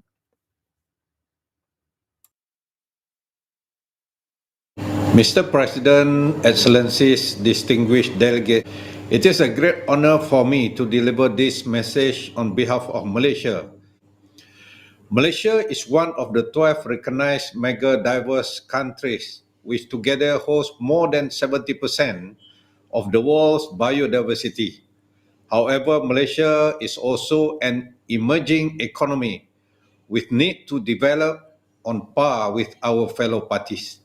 In this regard, both economic development and biodiversity conservation has to go on hand in hand. Despite these challenges, Malaysia has managed to keep our biodiversity intact. I will highlight some of the initiatives that Malaysia has taken to ensure that the country's economic development does not sacrifice its natural resources. Malaysia has been practicing sustainable forest management (SFM) since 1901 through various national strategies and programs. Malaysia has also embarked on a nationwide Greening Malaysia program through the 100 million tree planting campaign from 2021 to 2025. At the domestic level, Malaysia has introduced ecological fiscal transfer for biodiversity conservation to incentivize state governments to protect and expand forest reserves and protected areas. Malaysia has also developed the REDD Plus Finance Framework, RFF, to allow private sector to invest into forest protection efforts. Malaysia strongly believes on the need for fair and equitable sharing of the benefits arising from utilization of biological resources.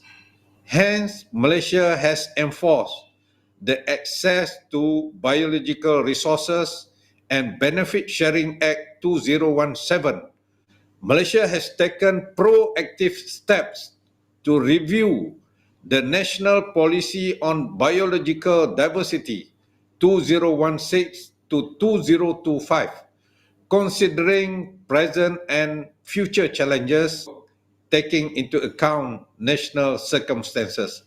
I sincerely expect similar commitment from the developed parties in this regard, especially in providing capacity building, technology transfer and resource mobilization to developing parties, in line with the principle of common but differentiated responsibilities, CBDR.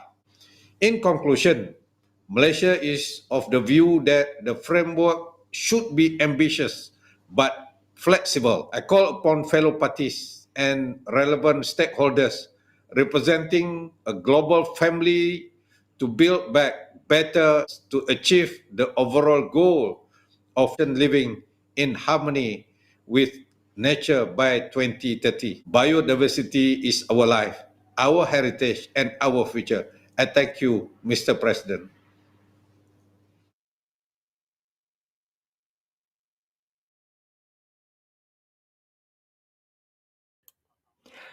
Thank you, Minister Hassan, for your intervention. Now the floor is given to Mexico, the Minister of Environment and Natural Resources.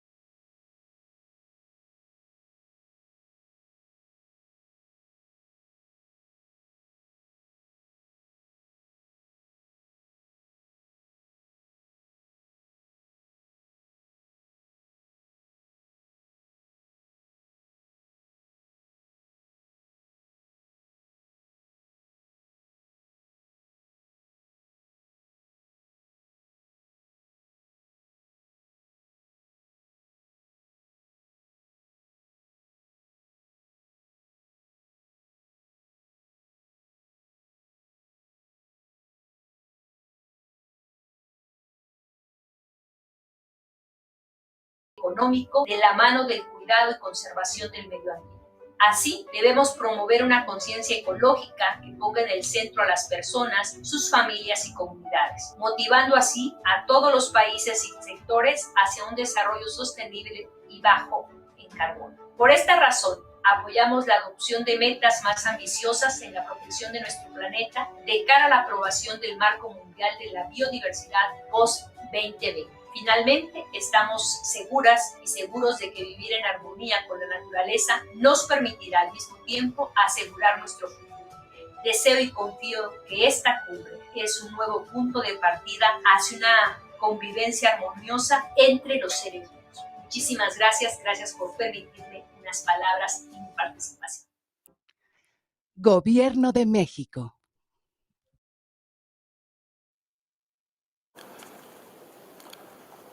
非常感谢冈萨雷斯部长阁下的发言。现在有请意大利生态转型部部长罗伯托·钦格拉尼阁下发言。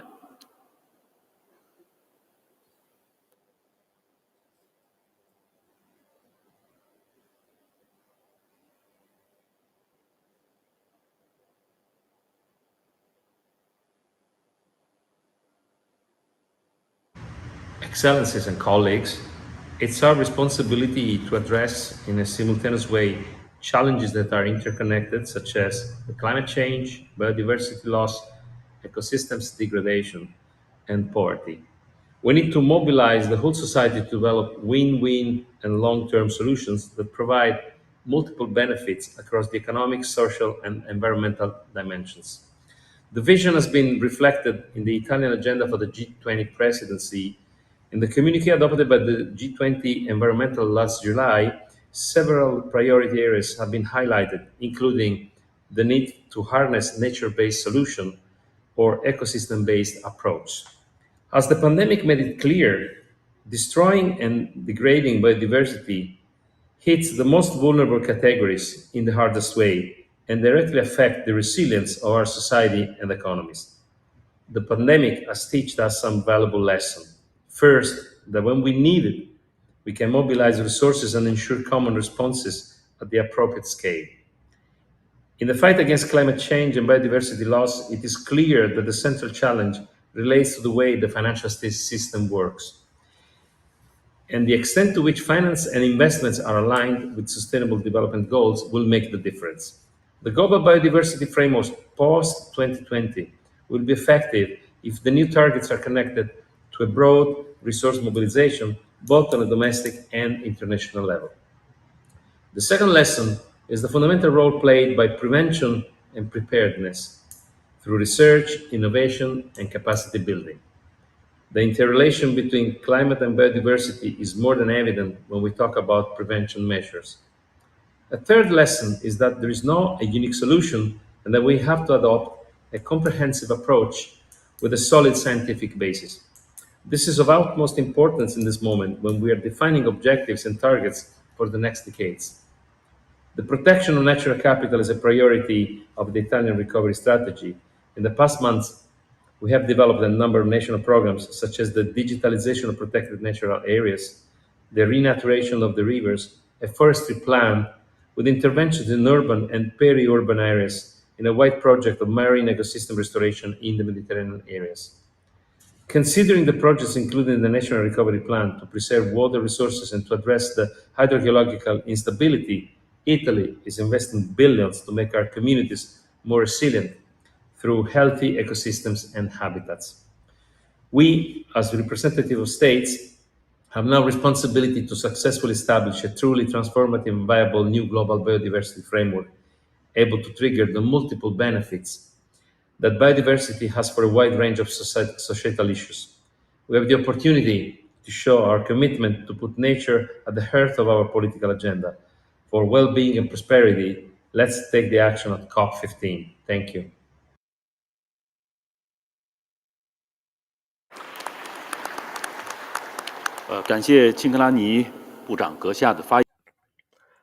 Thank you, Minister. Now the floor is given to Uruguay, Minister Pina. Thank you.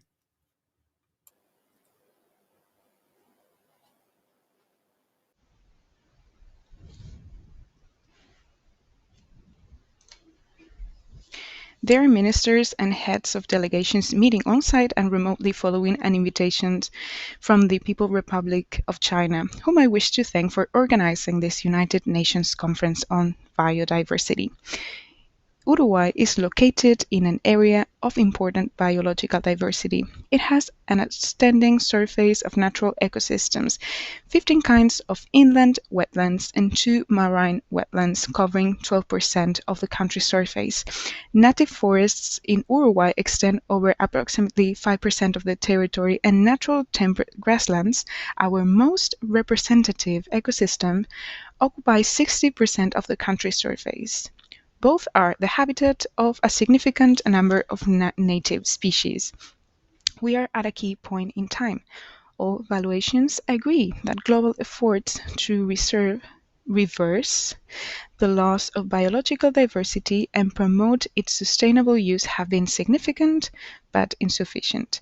Our country is not exception. However, we are moving forward to define a new framework for biological diversity. A unique opportunity to reassure national commitments, but also to gather and strengthen the necessary willpower to create the conditions to achieve new goals.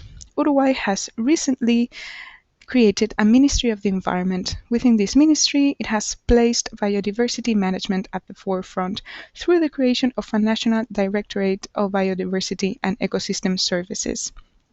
Likewise, in this context, our country is taking the initial steps to update its national biodiversity strategy to fight the causes of biodiversity loss and mitigate the negative effects on the quality of life of the population.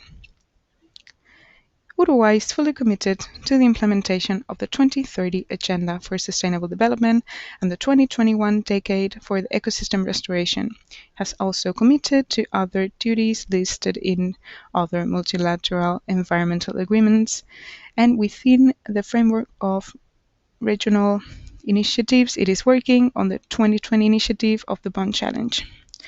Uruguay, as a net food producing, as exporting country, has a very important role and responsibility in continuing to provide the world with quality food, while ensuring the conservation of biodiversity in one of the last regions of the planet where temperate grassland ecosystems still exist.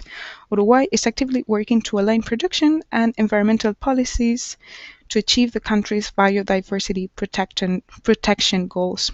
In this scenario, Uruguay is discussing the proposed post-2020 GBF. We are consulting with all stakeholders, and we are confident that our country position will be nurtured by the contributions of all actors.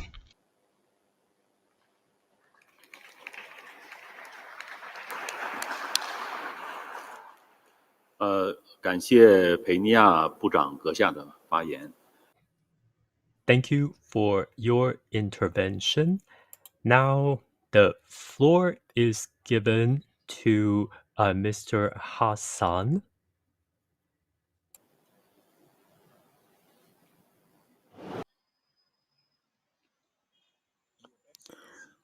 Of the environment in China and the chair of COP15. Honorable ministers, good day.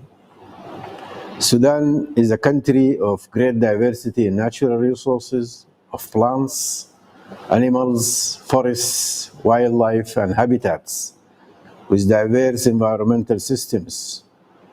And biodiversity provides the basis for livelihood and sustainable social and economic development, and safeguards ecological integrity and food security, especially in the rural areas of the country. FAO estimates that forests together with rangelands represent more than 35% of the total area of the country. And the Central Bank of Sudan reports that agriculture and forestry account for more than 30% of Sudan's gross domestic product. Agriculture is also the source of livelihoods for about 2/3 of the population.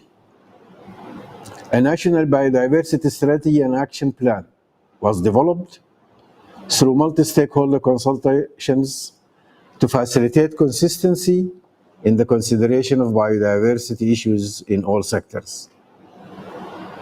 Includes ensuring environmental and social impact assessments and enforcement of national laws and policies as important mechanisms to maintain biodiversity in all sectors, national development plans.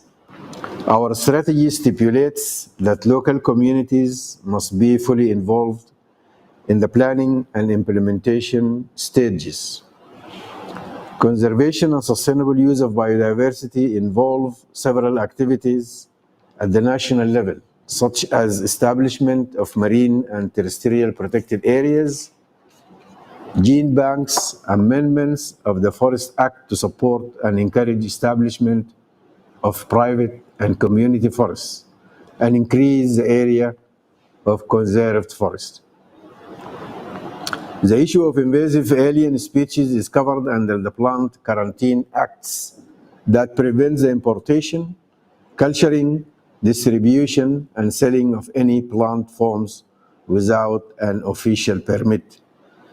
Sudan has developed a national range seed collection and broadcasting program which aims at conservation of endangered, valuable range plant species. Biodiversity is also incorporated in the curricula of some universities and postgraduate studies. The Global Biodiversity Framework, when it is adopted by COP15, will be a base and guide for the establishment and implementation of national biodiversity strategy and action plans, with conservation and sustainable use of biodiversity continues as a major theme. Climate change is one main threat to biodiversity. Sudan has taken effective climate actions that can slow and reverse biodiversity loss. Sudan developed its National Adaptation Plan and is currently implementing, among others, ecosystem-based approach projects that can enhance a wide range of ecosystem services, including water provision, soil conservation, as well as contributing to the conservation and sustainable use of biodiversity. Sudan recently updated and validated its nationally determined contributions under the UNFCCC.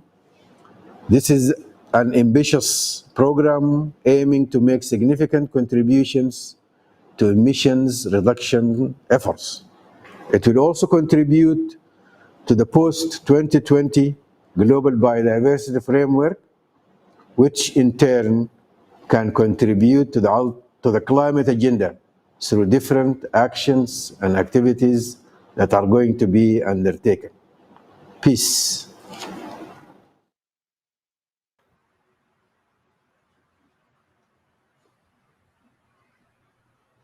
Thank you, Minister Hassan's remark. Now, I would like to invite the Mongolia, the Watanasan, Mia Jaffa, to make his address.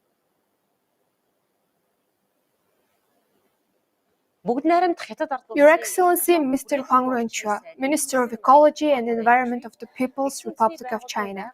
Your Excellency, Ms. Inger Anderson, Executive Director of the United Nations Environment Program. Your Excellency, Ms. Elizabeth Mrema, Executive Secretary of the United Nations Convention on Biological Diversity. Distinguished delegates, ladies and gentlemen, I would like to express my sincere gratitude to the Government of the People's Republic of China and the United Nations Environment Program for hosting the Conference of the Parties to the United Nations Convention on Biological Diversity. Given the COVID-19 global pandemic situation, the Government of Mongolia expresses its support for convening COP15 in hybrid format, the first part being organized virtually, and an in-person meeting in April 2022 to agree on a new set of goals for nature over the next decade.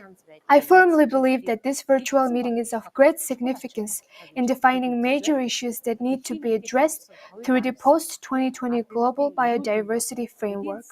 The global outbreak of COVID-19 has caused significant damage to the public health sector and the economy, and countries all around the world have been focusing on reviving these sectors. However, in these critical times, it is imperative that nations continue to focus on achieving sustainable development goals.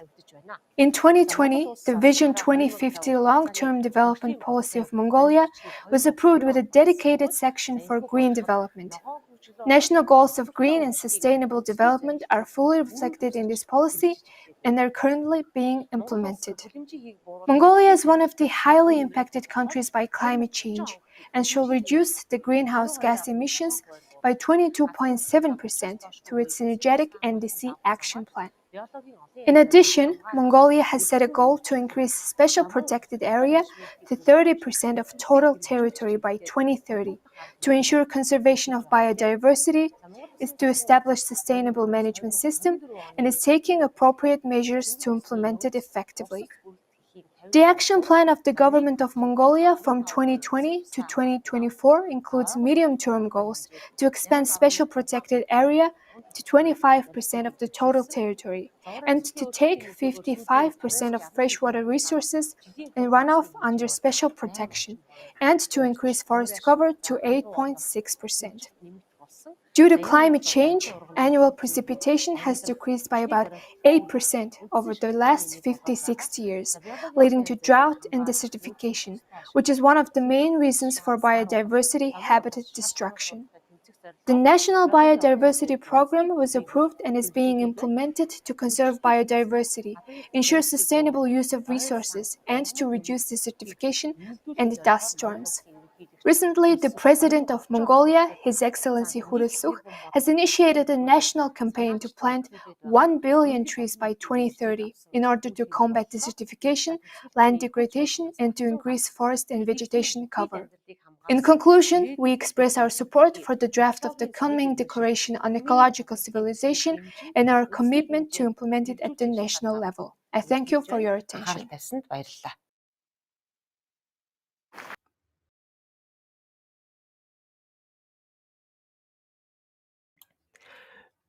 Thank you, Your Excellency, Minister. Now the floor is given to the Minister of Environment of Fiji.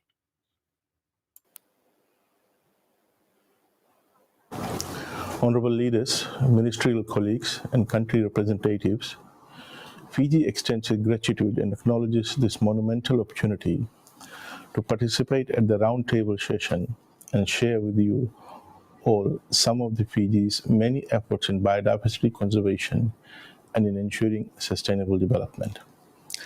Fiji, a small developing island also known as a large ocean state that has some of the world's most astounding biological diversity. For now, it is facing numerous challenges and threats to its pristine and fragile environment due to the effects from climate change.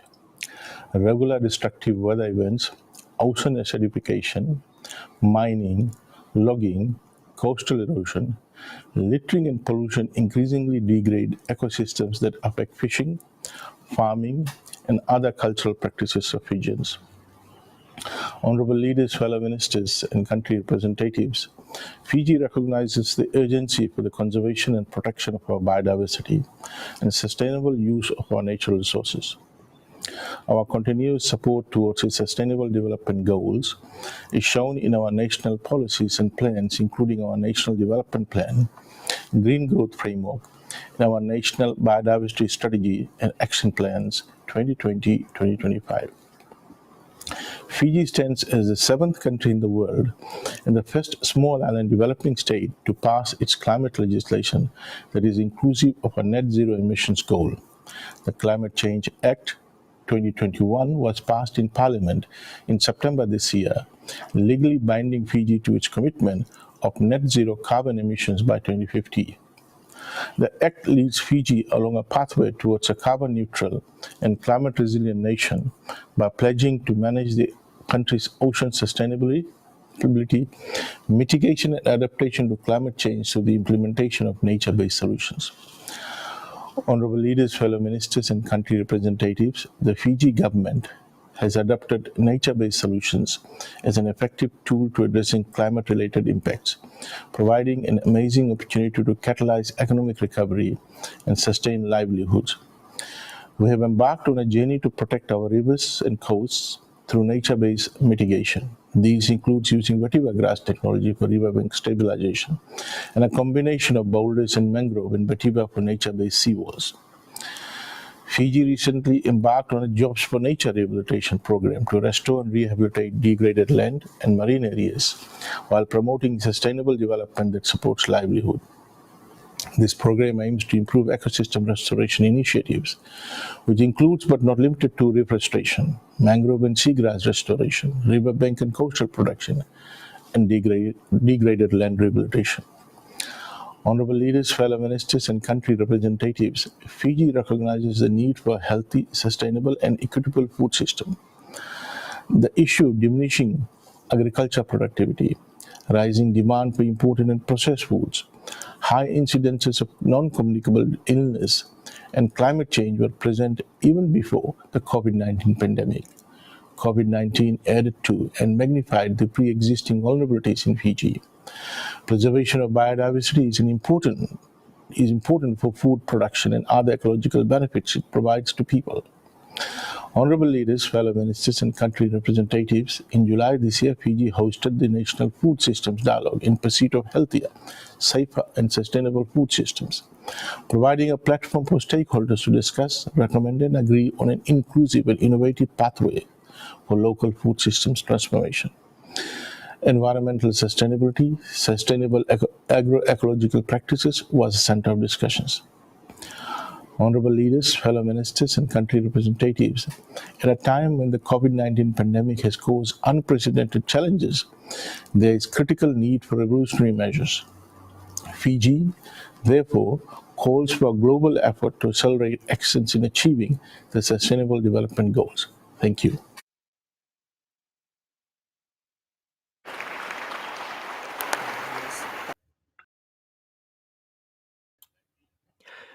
Thank you, Minister Laidi, for your intervention. Now, the floor is given to Belarus, Vice Minister Alexandra Kabuta. Уважаемые дамы, Dear ladies and gentlemen, the Republic of Belarus warmly welcomes all participants of the 15th meeting of the Conference of the Parties to the Convention on Biological Diversity and informs that for our state the issues of protection and sustainable use of biological diversity are at the heart of the concept of national security. The issues of biodiversity conservation are connected with human health and well-being, economic growth, and sustainable development of the entire planet Earth. Nature is one of the main treasures of Belarus. Natural complexes and ecological systems, forests, rivers, and lakes, unique marshlands, occupy about 12.0 million hectares, which is about 58% of the country's territory, and are generally characterized by a favorable ecological situation. We have many specially protected natural areas. These natural vegetation and wild animals and by the presence of the rare forms of landscapes. I would like to note that over the past decade, the Republic of Belarus has made positive progress in preserving natural ecosystems. Thanks to the strategic plans at present, 40% of the country's territory is covered with forests, 9% of the country are dedicated to specially protected natural areas such as reserves, national parks, wildlife sanctuaries, and natural monuments. Measures are being taken to protect, stabilize, and increase the number of endangered wildlife species at the global level. By 2020, we have 11 free living micropopulations of European bison, the number which has increased more than 7 times over a 30-year period. Our swamps are home to 40% of world population of the aquatic warbler, 10% of the great spotted eagle, and 3% of the great snipe. In 2014, the Ministry of Natural Resources and Environment is responsible for the implementation of the provisions of the Nagoya Protocol. At the same time, we created National Center for the Management of Genetic Resources affiliated to the Institute of Genetics and Cytology. At present, we are being implemented a special law project, law draft. Taking into account the role of and the importance of our marshlands, we adopted in 2019 a special law concerning the protection of such marshlands. The Republic of Belarus pays considerable attention to the conservation of natural landscapes. Taking into account the invasion process has accelerated significantly due to global warming, the intensification of contacts with various countries. Climate changes occurring at the global level also affect the climate of Belarus, causing changes in our flora and fauna ecosystems and, in general, transforming the current course of geoecological processes. The Republic of Belarus, being a party to the Convention on Biological Diversity, highly appreciates the progress achieved over the past decades in the field of biodiversity conservation and recognizes that the loss of biological diversity will also affect welfare and the quality of life of people. The Republic of Belarus expresses its adherence to the principles set forth in the draft Cumin Declaration. Thank you for your attention.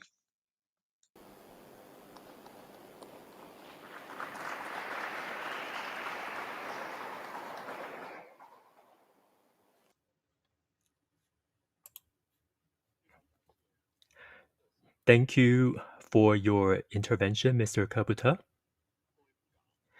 Dear ministers, heads of delegation, ladies and gentlemen, within the 2 hours or so, about 30 speakers all had very insightful interventions.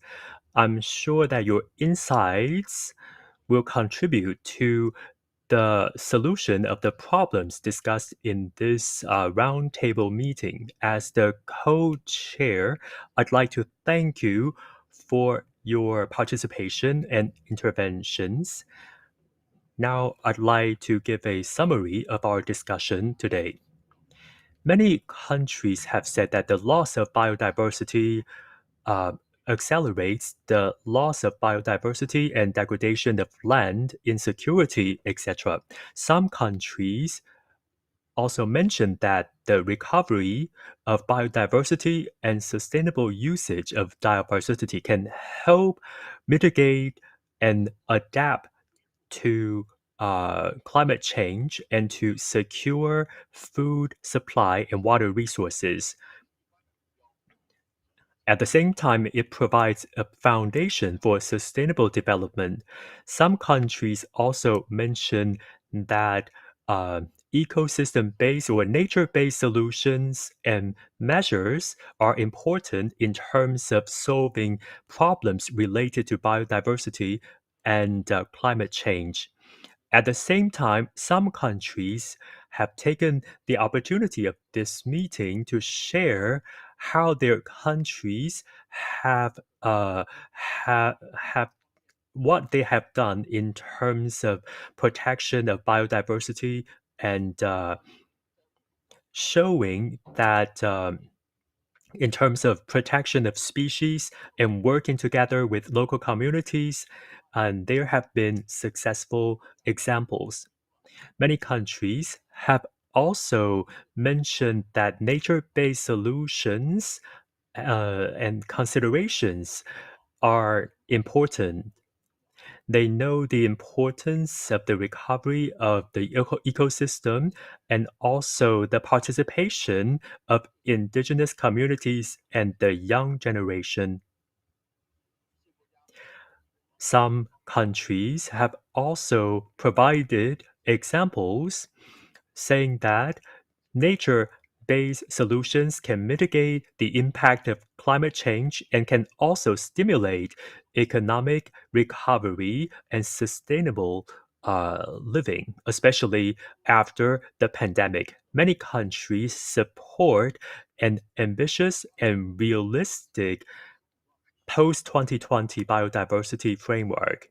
Some countries emphasize that genetic resources and biosecurity need to be uh, important content of this framework. At the same time, important financing and balancing the three goals should also need to be taken into account. Some countries concretely support the Kunming Declaration. Some countries promise to update their own national strategies and plans based on the declaration. And some other countries have announced financial commitments in order to enlarge their protected areas and relevant plans. Finally, I'd like to thank you once again, ministers and heads of delegation, for your interventions and insights. This closes the roundtable meeting today. Thank you.